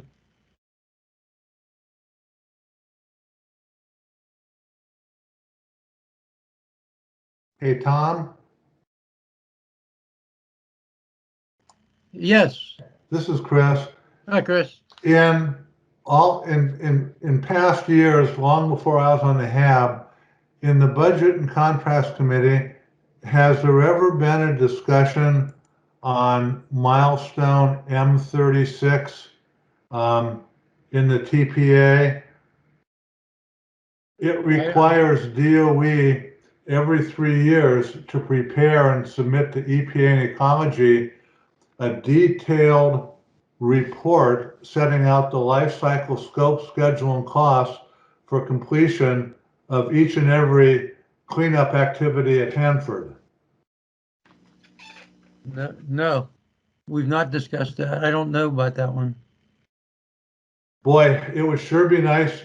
And I guess maybe the first of these is due on January 31st, 2022. And every 3 years after that on January 31st. But that would sure be nice if it's being done right now to have some input on. And if it's been done in previous years, it'd sure be nice to have that. Yeah, I agree with that. Ruth, are you aware of that at all? You know, I've only been back since 2019. But I don't recall that either in the late 90s, early 2000s, or in the last couple of years. We had the life cycle scope, schedule, costs report that was issued back, I don't know, 2019, 2020, but it wasn't done, I don't think, by the local folks. It was done by who? National Academy of Sciences? I can't recall. It's Well, worth checking. this is a really detailed milestone M-036, and I could imagine that it would be something that DOE might subcontract out. It could take a heck of a lot of time. We'll check into that. Maybe we can list that as an action to follow up, to find out what the status is of M36 reports. Good And point. it might simply be a roll-up of all the PBSs on the site. I don't know. Oh, yeah, I've not seen that. You know, I think that might have happened when Gary Karnowski was here. Oh, it could be. Yeah, I'll ask him that question. Yeah, but the due date is submit the report on January 31st and every 3 years thereafter.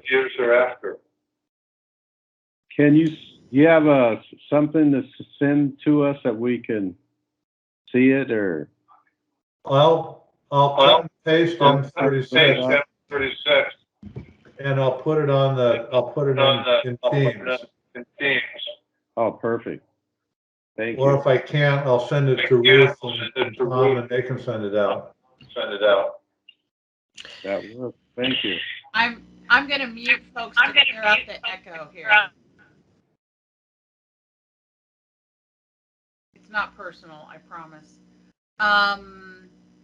We lost Dave Enan. He was double booked today. But Ryan and Ann and Ginger, if you could snoop out from Ecology's perspective that particular milestone. Like I said, I don't ever recall BCC talking about it, but that doesn't mean it didn't happen. So, Tom, unmute yourself. I'm sorry, I muted everybody to get rid of the echo. There you go. Okay, thanks. Yeah, let's go ahead and get started. If we can jump into the next item, I'd actually like to cover the next item. That's development of the Habdraft advice for 2024, but also add a discussion as part of this same 15 minutes about the response issues on some of our advice from DOE, and just to air out some of the concerns that we have to DOE and see if we can't find a positive way through those concerns. Let's first hit the outline steps. So that's the outline of steps and target dates for advice development. What I laid out separately, at least on my notes, is that, and this is typical for the last several years, what we've tried to do.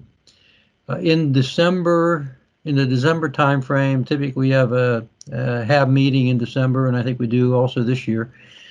We request identification of representatives to serve on the IM team for the cleanup priorities for fiscal 2024. We request that in the December meeting or in the December timeframe from all committees, so that we have a representation on the IM team of members from each of the different committees. BCC is the host committee for this advice, and that requires us to be in a special position of reviewing the final draft from the IM team and approving that draft to go to the HAB meeting in March. So the time frame in general is we'll request membership on the IM team in December. The first call, if you will be in early January, even though January is kind of a slow month, and I'm not sure. There was talk about making that a dead month, if you will, for communications in the HAB, but we can't afford that for the cleanup priorities advice. We have to have numerous calls going on in the January timeframe. So the IM team will work through January into early February. We will come up with a final draft, if you will, then share it with the BCC by either virtual meeting or email, depending on the situation and the schedule. And we will get comments, concerns, changes made by the BCC recommendations, and go back to the IM team if necessary, and ultimately then get the final to Ruth at least by early March, which is the time that Ruth has to send out the packet to all HAB members in support of the upcoming HAB meeting. I think it's like the 20th or so. Oh, you have the meeting. You have it right there. You have this, yeah. 23rd, yeah. This will help you. Yeah, it does. I wasn't looking at the screen. Yeah, the 23rd. So at least 2 weeks. So the first week in March is when I would like to get the final draft approved by the BCC back to Ruth in that first week of March, so that she has a few days before she has to send it out in advance of the 23rd meeting. So that's the plan. I don't think there's any need to identify the team members for that IM team yet at this point. Certainly, a number of the BCC members are encouraged and really required to have solid representation from the BCC on this team, on the IM team. But in addition, we'll have representatives from each of the other committees as well. So that's the plan for the 2024 cleanup priorities. The other plan is, and I hadn't heard any comments, and this will get into our second subject in a minute. I haven't heard any comments from DOE as part of their response to Advice 309, which was the March issued advice for cleanup priorities for fiscal 2023. That was issued. We received the response from DOE to that advice in July, and that's what we want to talk about next for the next few minutes, if you will. And the reason we want to talk about that specific advice is because it's similar to the several years of previous advice responses from DOE on the cleanup priorities, at least. I can't speak to the responses to advice issued by other committees. I'm not fully aware of those or fully versed on those, but I have seen the same trend in the DOE responses to our advice on cleanup priorities. And the advice, if I summarized it in one or two quick sentences, the advice lacks specificity in addressing the specific recommendations for cleanup that the HAB has made in our advice submittals. They are typically 1 or 1.5 pages in length. They typically do not mention any specific item, for example, tanks or groundwater cleanup or 324 building. They aren't mentioned, even though our advice was probably 7 or 8 pages long of a tabular, prioritized, explanatory list of topics broken down by either critical or important type items that we spent many, many hours on developing to try and be as clear as we could with DOE on those specific topics that we consider important. None of those are addressed. And it's been a frustration for myself, but also all of the IM team and the BCC in general, because we don't know where we stand.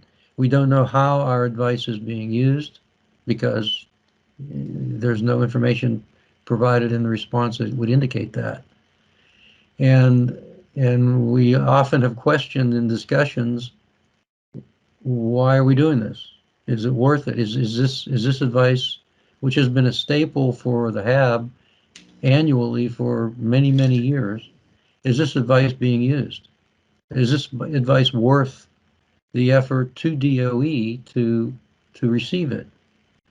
And that's my feelings on it. I'd love to find a way that we can get together with DOE and reach agreement that it would be very helpful to have some specifics responded to that we've identified. That's my hope.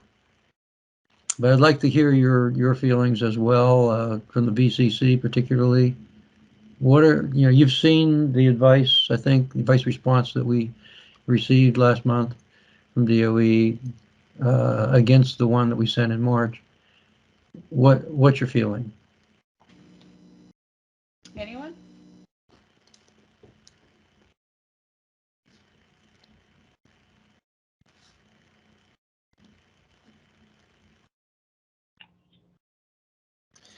Steve Anderson. It's okay if I chime in. Yeah, You bet. Steve, jump in. Not having a history here, Tom, has there been anything that is that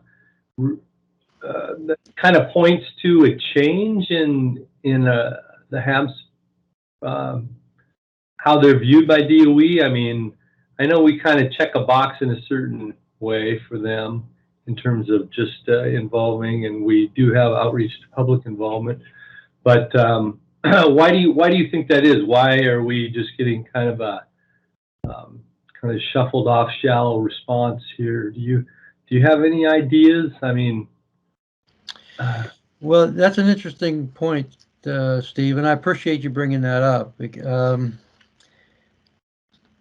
I don't know the specific answer to that question, but what I've observed in basically 6 years, 5 or 6 years now on the BCC, involved with BCC issues and cleanup priorities and budgets. And please, Gary Younger, please chime in on this. This is an open discussion that's intended to be constructive.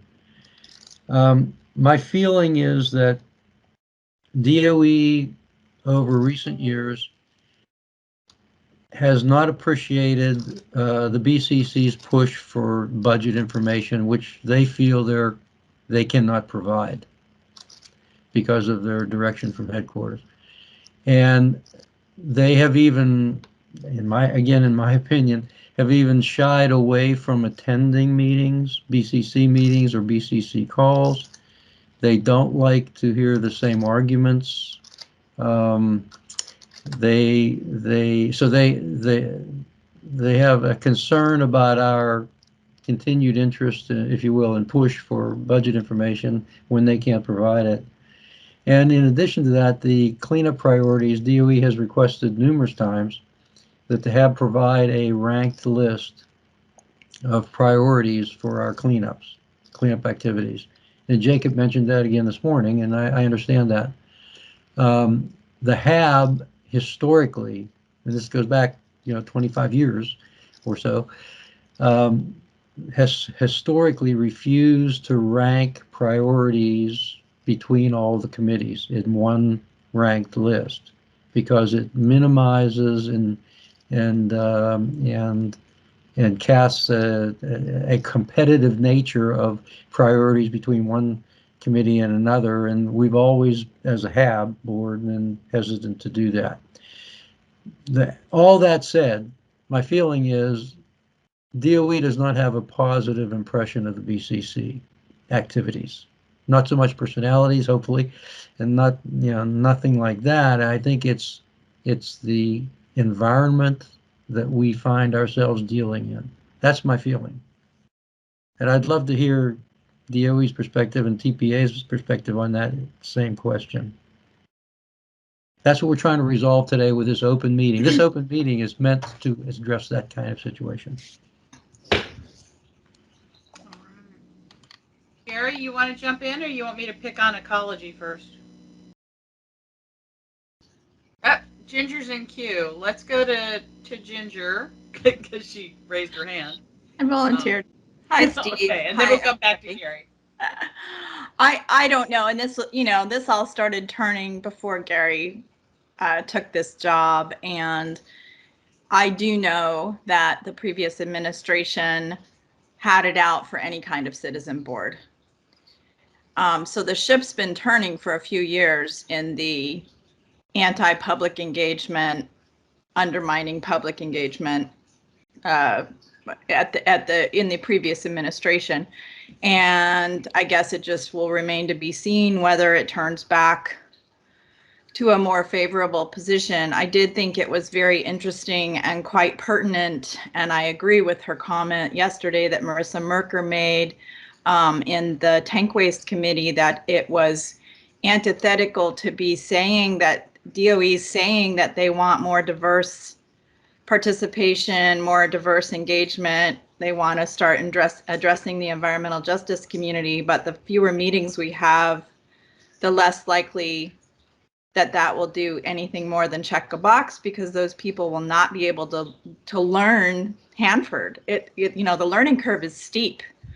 And in a couple of year term, and especially if they start enforcing term limits, which there's been the buzz behind the scenes about enforcing term limits, the likelihood that we'll have meaningful public engagement from our federal advisory committee is, shrinking, both by the time and the inability for people to fully engage, because we just don't have enough time for people to learn and get to know each other.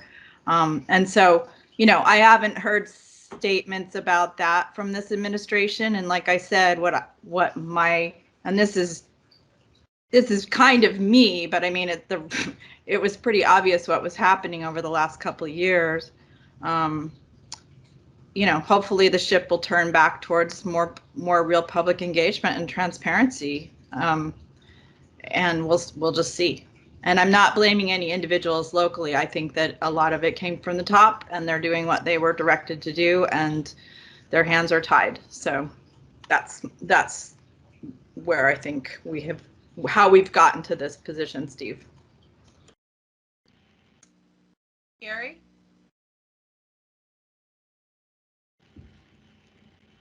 Sure. First off, Ginger, thank you for the way you opened that up, is that I've been in this position now 11 and a half months. So you're right. A lot of this does predate me, and I'm kind of at the bottom of the ladder, as it were, and just trying to keep things moving along as I can.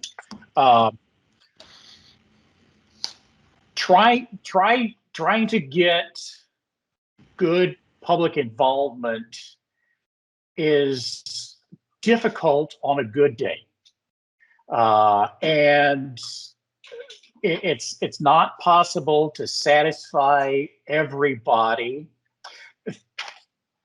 And with the discussion earlier today about being able to provide additional information on budgets and things like that, we hear those requests, and you're right. A lot of that is driven from on high, and those of us who happen to be the face locally are the ones who get hit with the rocks. And I know that's not necessarily intended that way. We just happen to be the face that you can see and the voice that you can hear right now. So I don't take any of those rocks personally. As far as the advice that, since that was the topic here, the advice that was given was actually some of the best advice we have gotten in a very long time on what was important, what was critical, and then other categories beyond that. In fact, I recommend that is a template for cleanup priorities advice going forward, because it was very well received by the staff. It gave a really good thought that what we believe from DOE perspective for priorities aligns with what stakeholders are. As far as a point by point reaction to each of those, that's probably not going to happen, because the general statement of "we agree in concept," it means that we agree, and you gave a very nice detailed list, and we agree with it. And I think that going through point by point, coming back, is probably redundant. Maybe we might look at something different for the next piece of advice. However, once we receive that advice, it does go through the senior staff to see what people are thinking. And of course, it does make it into the advice process, the budget process. I think Jacob mentioned in his presentation that is taken into consideration.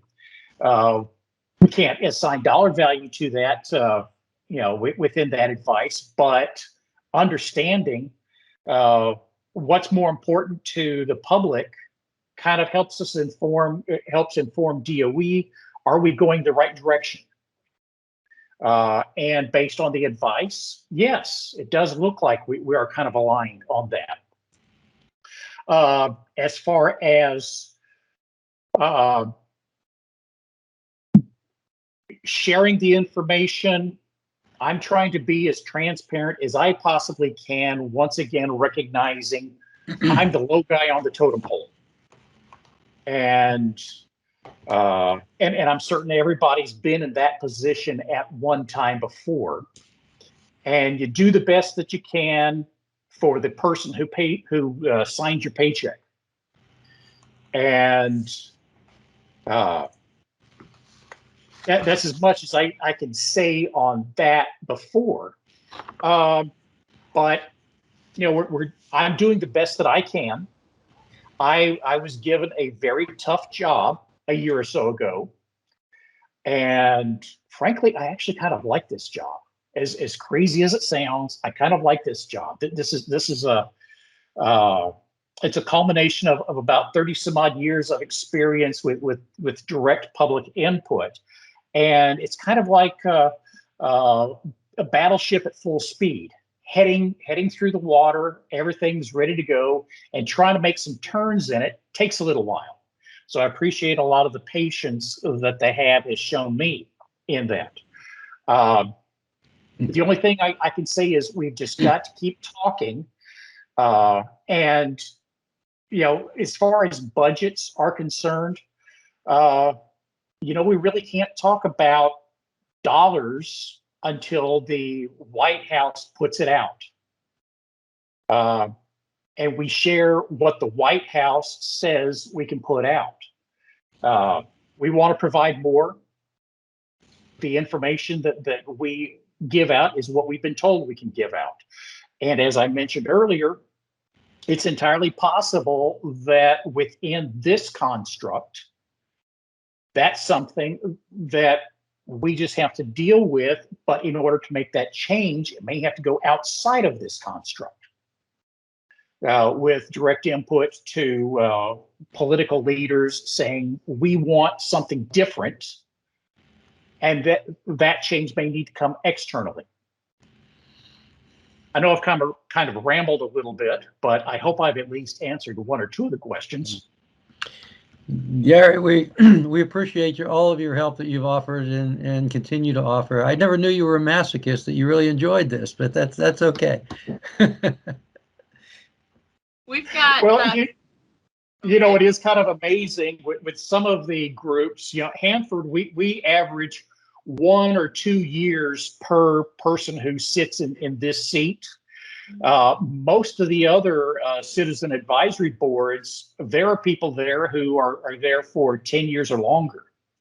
So I want to find out what they're doing and apply some of those lessons back here, because it typically takes about 2 years to really get good at what you do here at Hanford, because the pie is so big.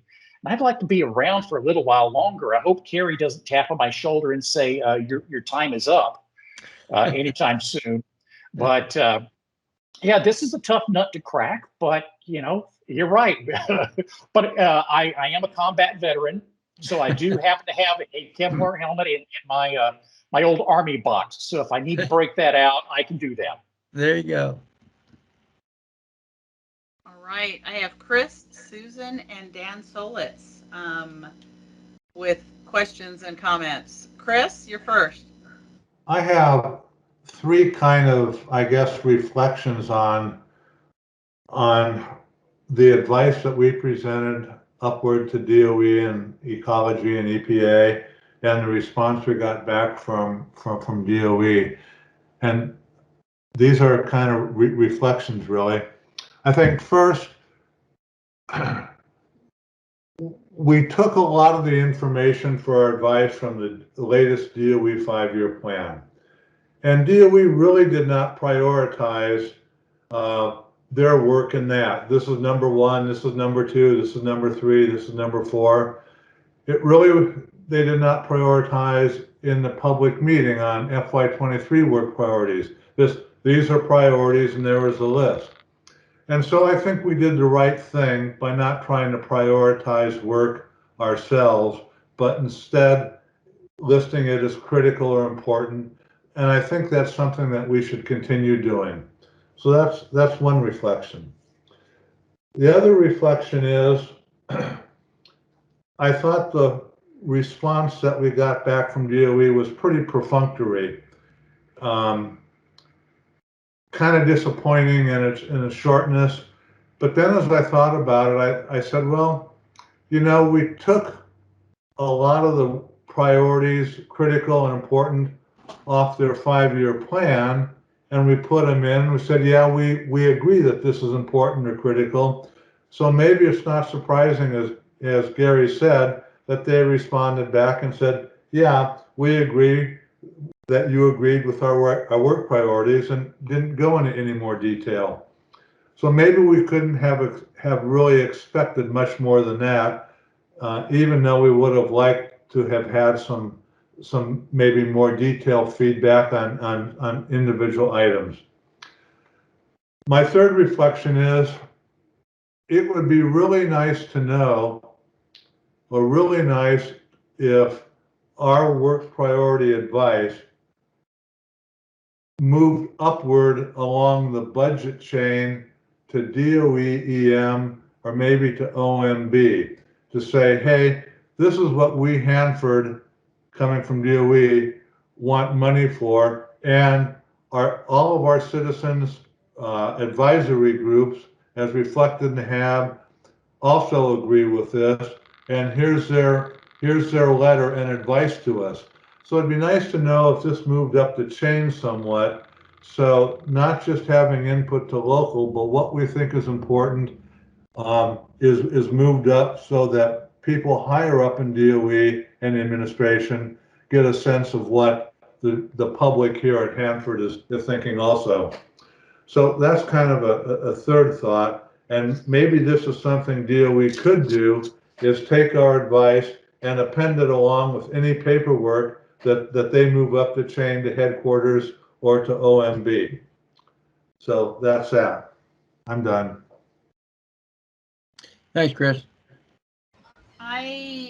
Gary, we could find out. I thought Savannah River CAB looked at a recommendation about budget last month, but I didn't see how that turned out. Okay, I have Susan Leckband and Dan Solitz. Susan. Thank you very much. I'm going to give a little historical perspective, since I'm approximately 130 years old, and I've been on the board for a very long time. A lot of these decisions are personality dependent, in my opinion. Especially, it does seem that in the flow of how decisions are made, there was a point in time where many decisions on what information was provided to us were made locally. Pretty much every decision has been taken out of the local atmosphere and taken at headquarters. So, and I'm sure of that. That's not just my opinion. And what that does, also additionally, a lot of the local folks, including the site manager, don't have the history of the formation of the Hanford Advisory Board and don't understand that before the advisory board came into existence, there were more than 100 lawsuits a year from organizations and individuals who actually are now participants on the Hanford Advisory Board regarding lots of work that goes on at Hanford. And that was effectively reduced incredibly by their ability to participate on the Hanford Advisory Board, receive information, and provide advice and get responses back that said, hey, we like your advice and we're going to use it, or here's the reason why we're not. And all of those people in those beginning who have that history, who understand that's why the board's advice is relevant, and they're not at Hanford anymore. They, so, and the decisions have been taken away to headquarters. So I suspect that has a great deal to do with the perfunctory responses we're getting. And even though administrations change, the middle row of government workers at headquarters, they kind of stay the same. They just revolve around in different offices. But back in DC, it's the same people. So they're trying to figure out who they have to satisfy. And I suspect that what feels like, from our perspective, a lack of respect, frankly. And we understand that it isn't the local folks, because those people live here. They understand why, and many of them are long time, but many of them are not. And so they don't understand the history of the HAB and why we really strive to be collaborative and strive to give informed advice. And some of it is a very positive nature and some of it is not. But I suspect for local folks, it's, oh my God, what do they want from us now? and, it makes it difficult, and I get that. But unfortunately, as well as this COVID and everybody meeting online or not meeting online and that sort of thing, makes it even much more difficult to have the kind of collaborative exchanges that we used to have. And the general stress factor from a lot of folks. But that being said, there is good reason and good rationale, and I absolutely believe any budget advice we give should be copied to. That's the other thing. We are chartered to give advice to the local DOE folks, and as is unique to our board, to the regulators. However, in 99% of the time, they're really not the decision makers. The decision makers are somewhere else. They have a certain level of decisions, but mostly they're somewhere else. And so I would suggest that we make sure that copies of our advice are sent to, and I'm going to say name specifically, Ike White should be sent to him. Absolutely. He's the EM1 now. Send them a copy to him. We can send our advice to anybody, our copies, and have, because they've requested it in the past.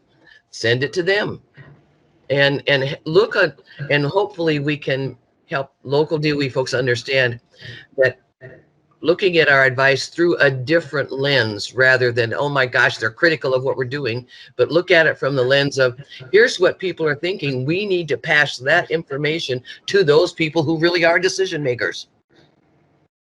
Because that's really where, it's a roundabout way we have to do it, but it is what it is. So, I respect the people that, and I also understand that there's some short staffing problems, and the fact that we're meeting electronically is very unsatisfactory to, and especially if we're going to get some new people in and try to help educate them, and with fewer meetings, we're going to have to adjust our processes to provide the kinds of advice and to educate board members more electronically than we would like, than that feels right, that feels it doesn't feel, but that's the world we're in at this time. So we have to figure out how we can adjust without losing our foundation. Thank you. I'm done now. Right. I've got a couple people in queue. Just as a point of information, one of the things that Josh worked on in July, last month, was improving the template for draft advice. So the last page is literally a checklist of who do you want the advice to go to. So it's a little clearer, it's a little more transparent. And yes, Ike White is on that list that you can check that box and say, make sure you send him a copy. So I've got Dan, Bob, and Steve Anderson. Dan, you're up. Thank you. It's been a really interesting discussion. I've got several points of view that I'd like to share. I think that we're right to stick with not prioritizing the budget. This is a consensus organization, unlike the other boards, and it's important to keep that consensus flowing by not prioritizing. I'd like to address the larger macro level of DOE, and probably how it is influencing and affecting us here at Hanford. They've had some embarrassments. The MOX facility, which was they put a large amount of money into trying to transfer the plutonium into fuel. That hasn't worked out. So that's got to have influenced Congress's opinion of DOE. It also cascades back down to us in that with the the law facility. If that doesn't roll out right, then it's really going to be an embarrassment to the whole Department of Energy.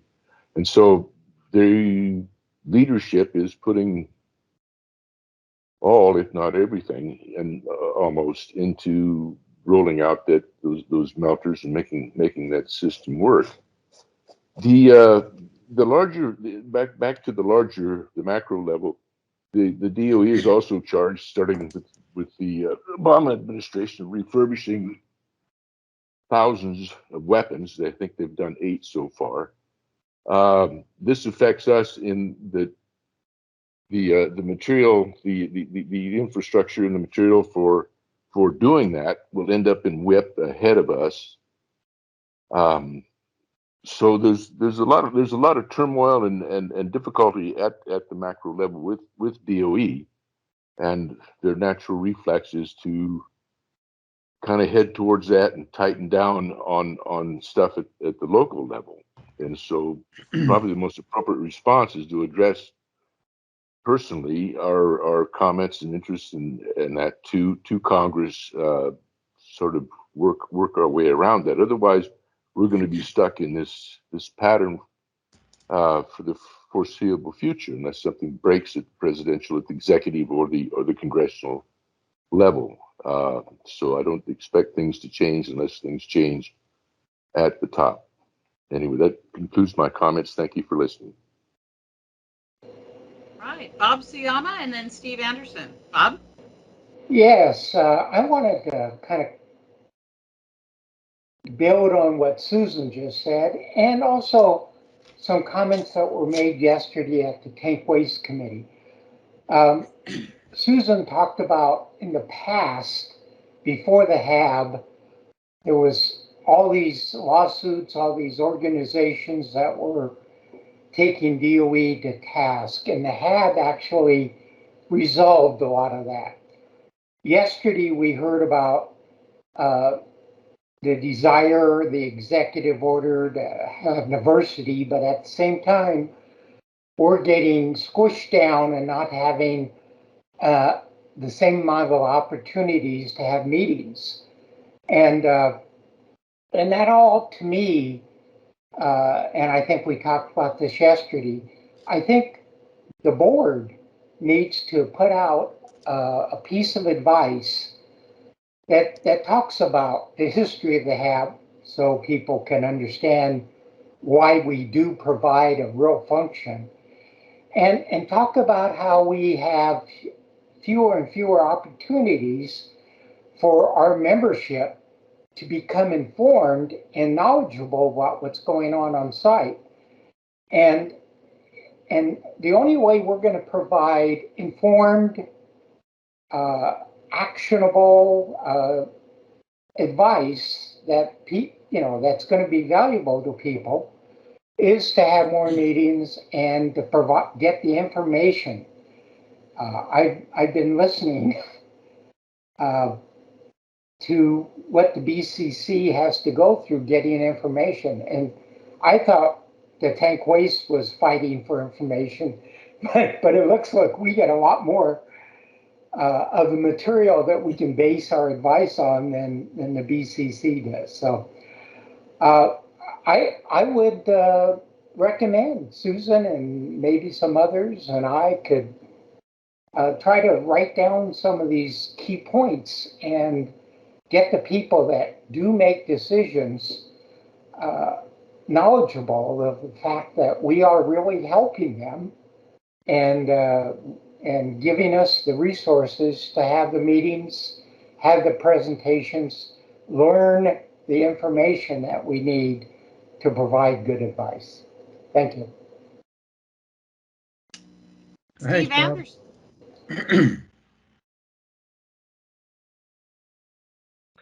Well, I'm kind of echoing a little bit of.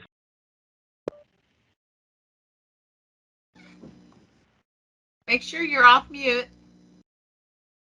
Steve? Yeah, I hit the button and it didn't take. Thanks, sorry. Oh. I guess I'm just reiterate appreciation for hearing what has happened in the past, and was definitely impressed with the facts that Susan brought out that Bob reinforced again here, which was how HAB really offered value in mitigating public expense in terms of lawsuits. So everybody wants to be heard. Obviously, we're not here because we have an inordinate amount of time that we wish to waste, but that we really hope to have a voice that can help reconcile some of the consternation that this whole cleanup process requires. One of the things that I thought in terms of also agreeing with Bob and his suggestion on reminding them of the history is that I'm not sure if that's really advice or just, hey, everybody pay attention to what's happening so it doesn't happen again. It hasn't been that long. And again, very expensive, is to maybe look back at, and this is in terms of what the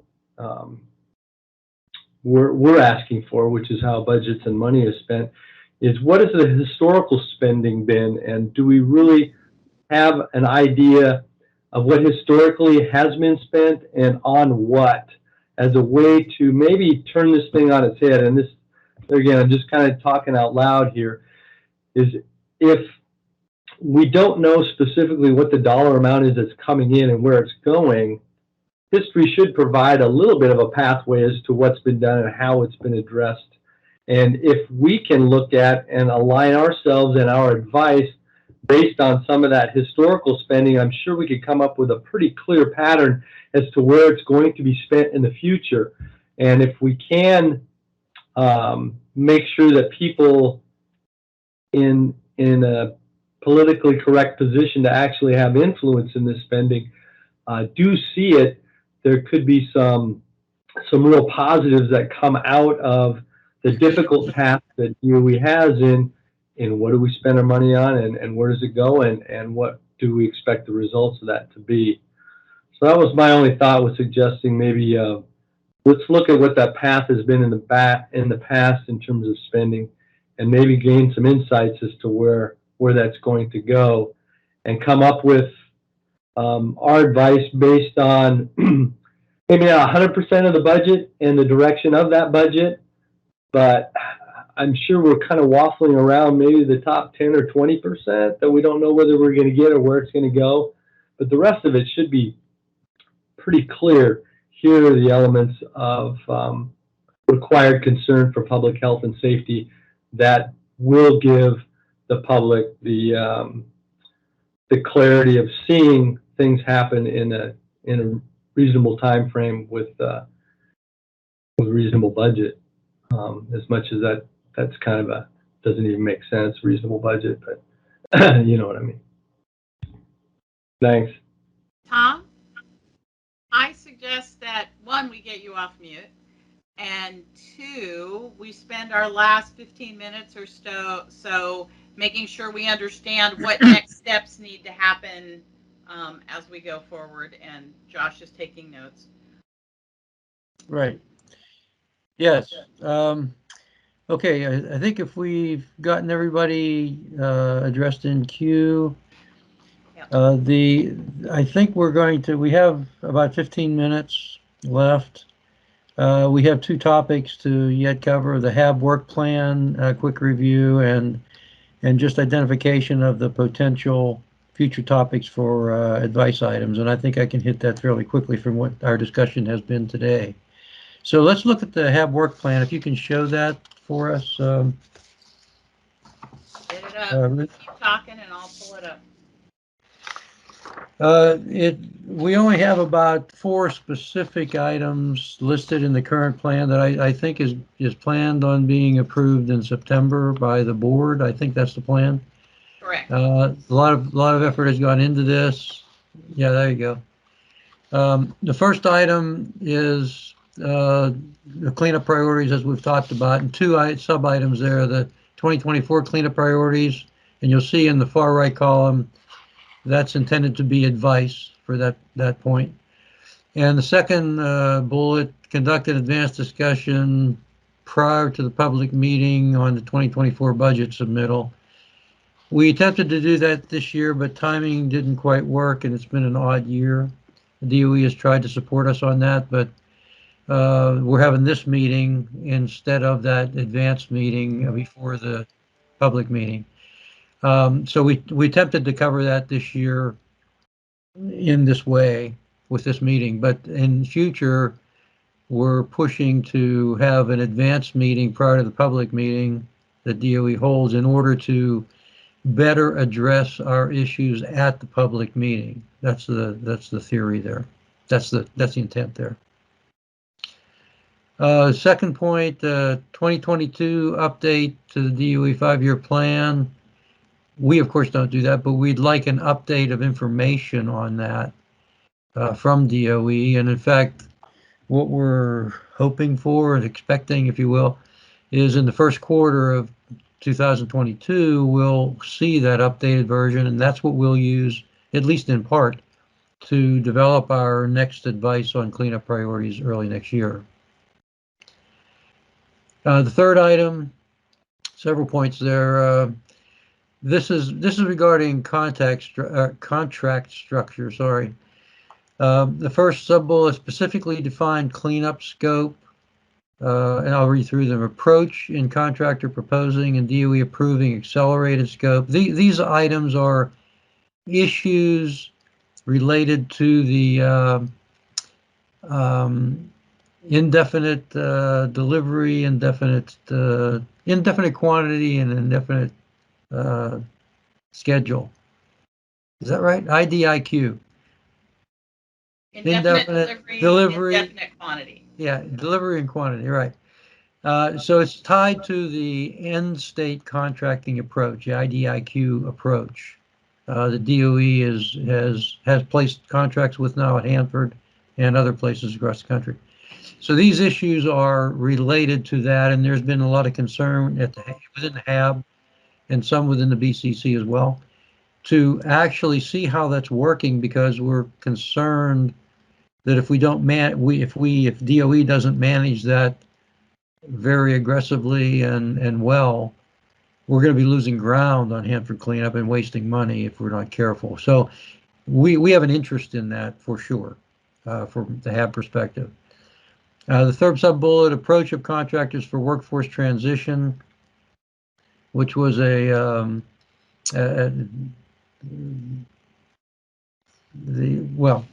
It's been an item of interest in our past advice to DOE, as well as generally the workforce is the key thing in accomplishing work at Hanford. If you don't have a trained and available workforce, you won't get much done.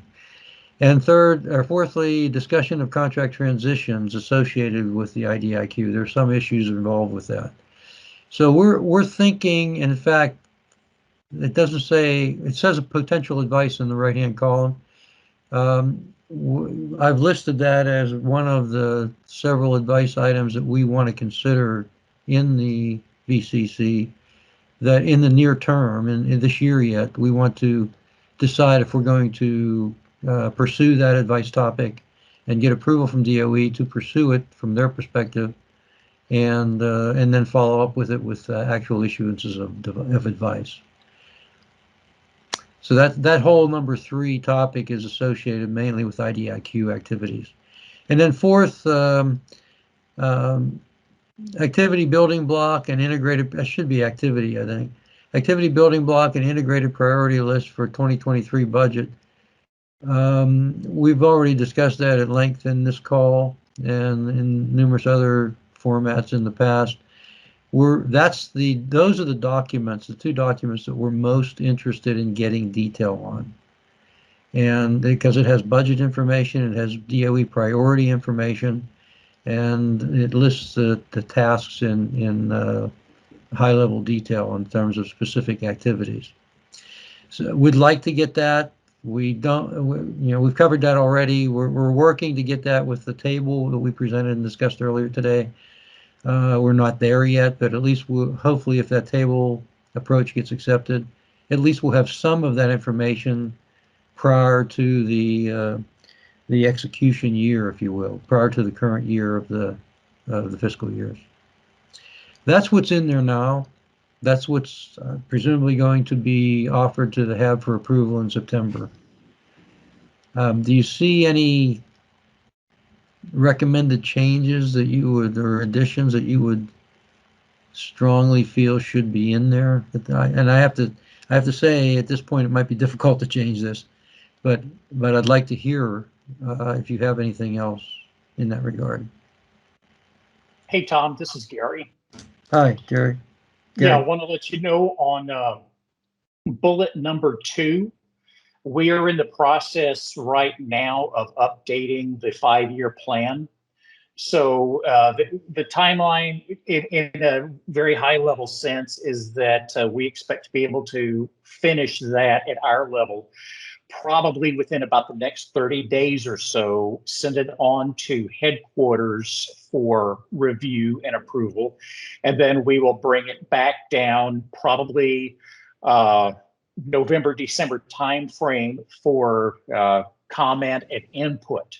So that will really dovetail nicely with expectation of being able to have something to discuss in January and to be able to have your next piece of advice for approved for March, which fits in nicely with the budget formation that Jacob was talking about earlier.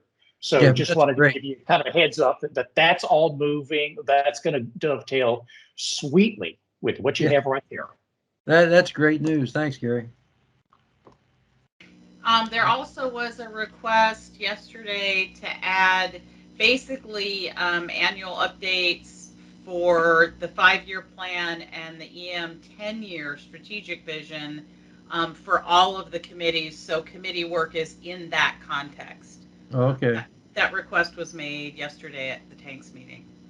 Great. Chris Thank Sutton. you.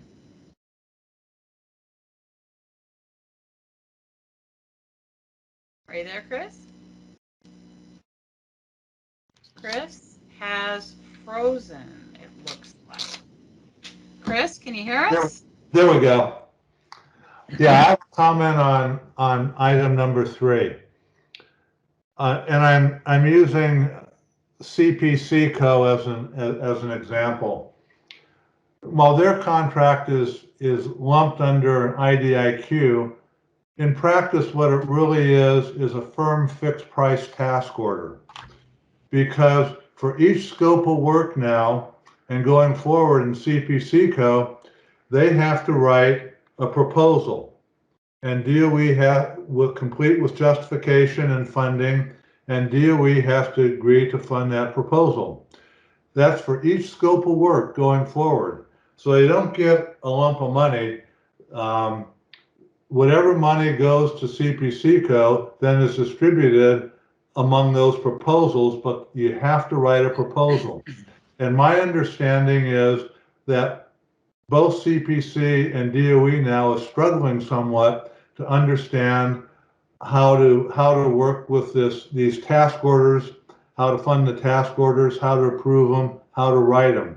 So I think that might be an important thing for us to get briefed on, is a task order approach to work within the framework of what's called an IDIQ.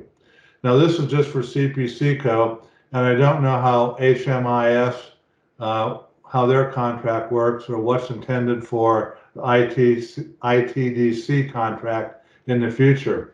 But I know that CPC-Co is struggling with this a bit, and so is DOE. Yes, Chris, and that's the concern that we've had too. It looks like it's going to require an inordinate amount of work and attention to do this right, and so it's of concern. Thank you. Right. Down. We're at the 5-minute drill. Oh, great. Well, okay, so we're done going through the cues, right? So we had, the only thing I wanted to mention then, this last topic is the potential advice items that we've mostly hit on today.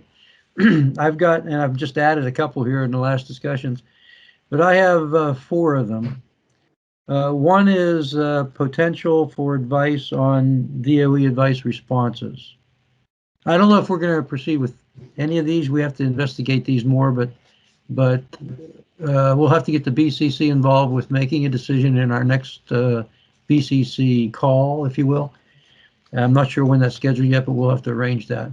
So one is, do we want advice on DOE advice responses? The second I had listed was end state contracting, IDIQ status, which we've just discussed, and I think that's certainly a valid one. And I know Pam Larson has been very interested in this particular piece of advice potential as well.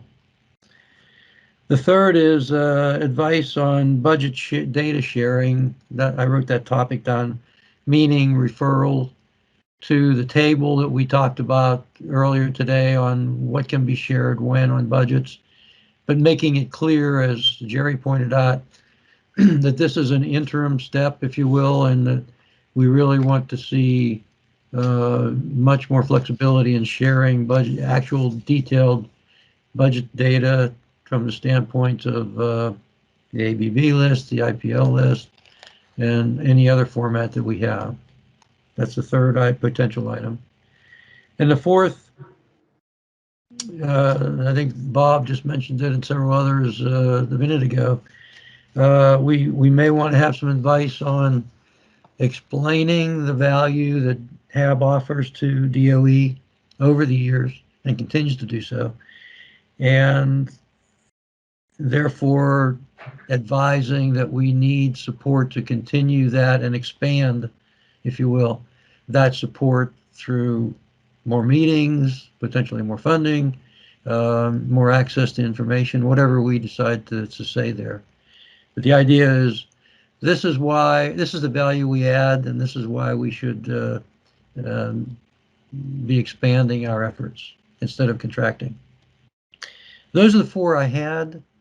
In the coming, I'll say 2 months, we'll have another call, and one of the topics of that call, one of the primary topics, will be decide how we want to proceed with these 4, and are there any others.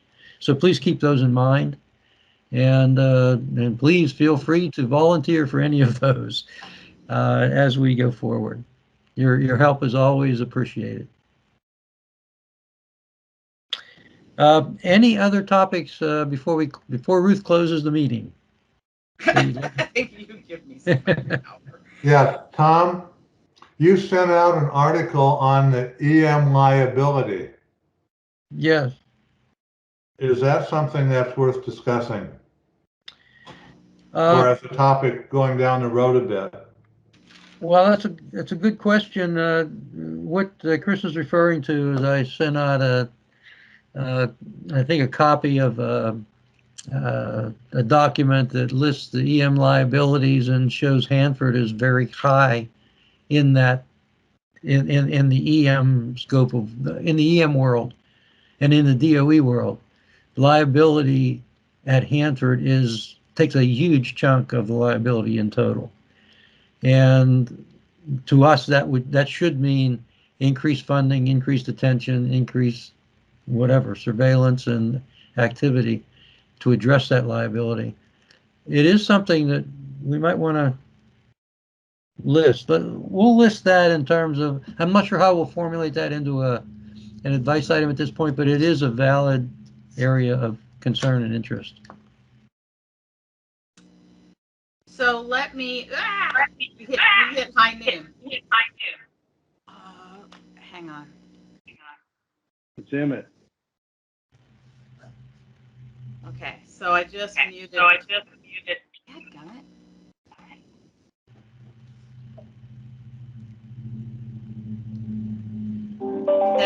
Did that take care of the echo? Didn't take care of the echo.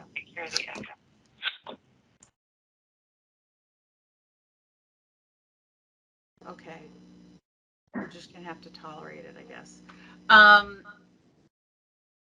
The question is for your next call. The placeholder is August 24th at 10:30 a.m. So do we need to reserve that for the committee? Excuse me. This is Emmett. I had a question. Oh, go ahead, Emmett. All right, my comment was, in the public meeting of July 15th, Tom Fletcher again mentioned the culture and the workforce. And I noticed that Savannah River they had $5 million in their educational outreach activities. And we talk a lot about the workforce, but we never see that come across in dollars as an item. And so I'm wondering if Savannah River received that kind of monies for education outreach and in support of demographic changes. Why didn't we do something similar? That's my question. Just something to think about. That's a good question. Gary.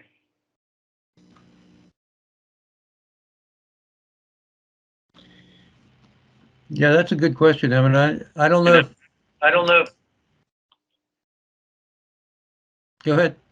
I was going to say, I don't know if we can get the information on budgets. Again, that's kind of the budget black hole, if you will, but we can certainly ask. Gary, is there any way you can follow up with that? Yeah, I missed part of that ask. So Emmett, if you could send me an email on that. I heard bits and pieces, but I didn't quite get the whole question. But I'll see what I can get for you.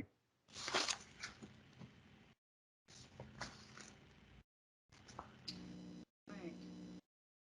So the question is, does the committee need its placeholder call on August 24th?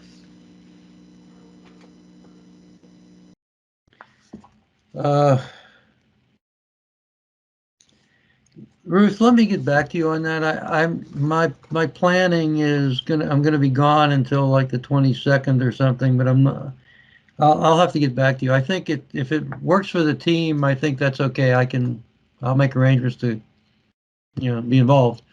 Does that sound okay for the BCC, August 24th?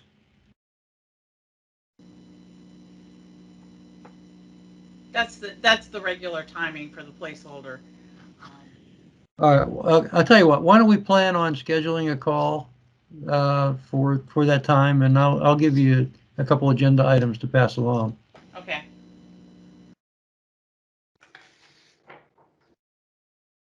All Okay.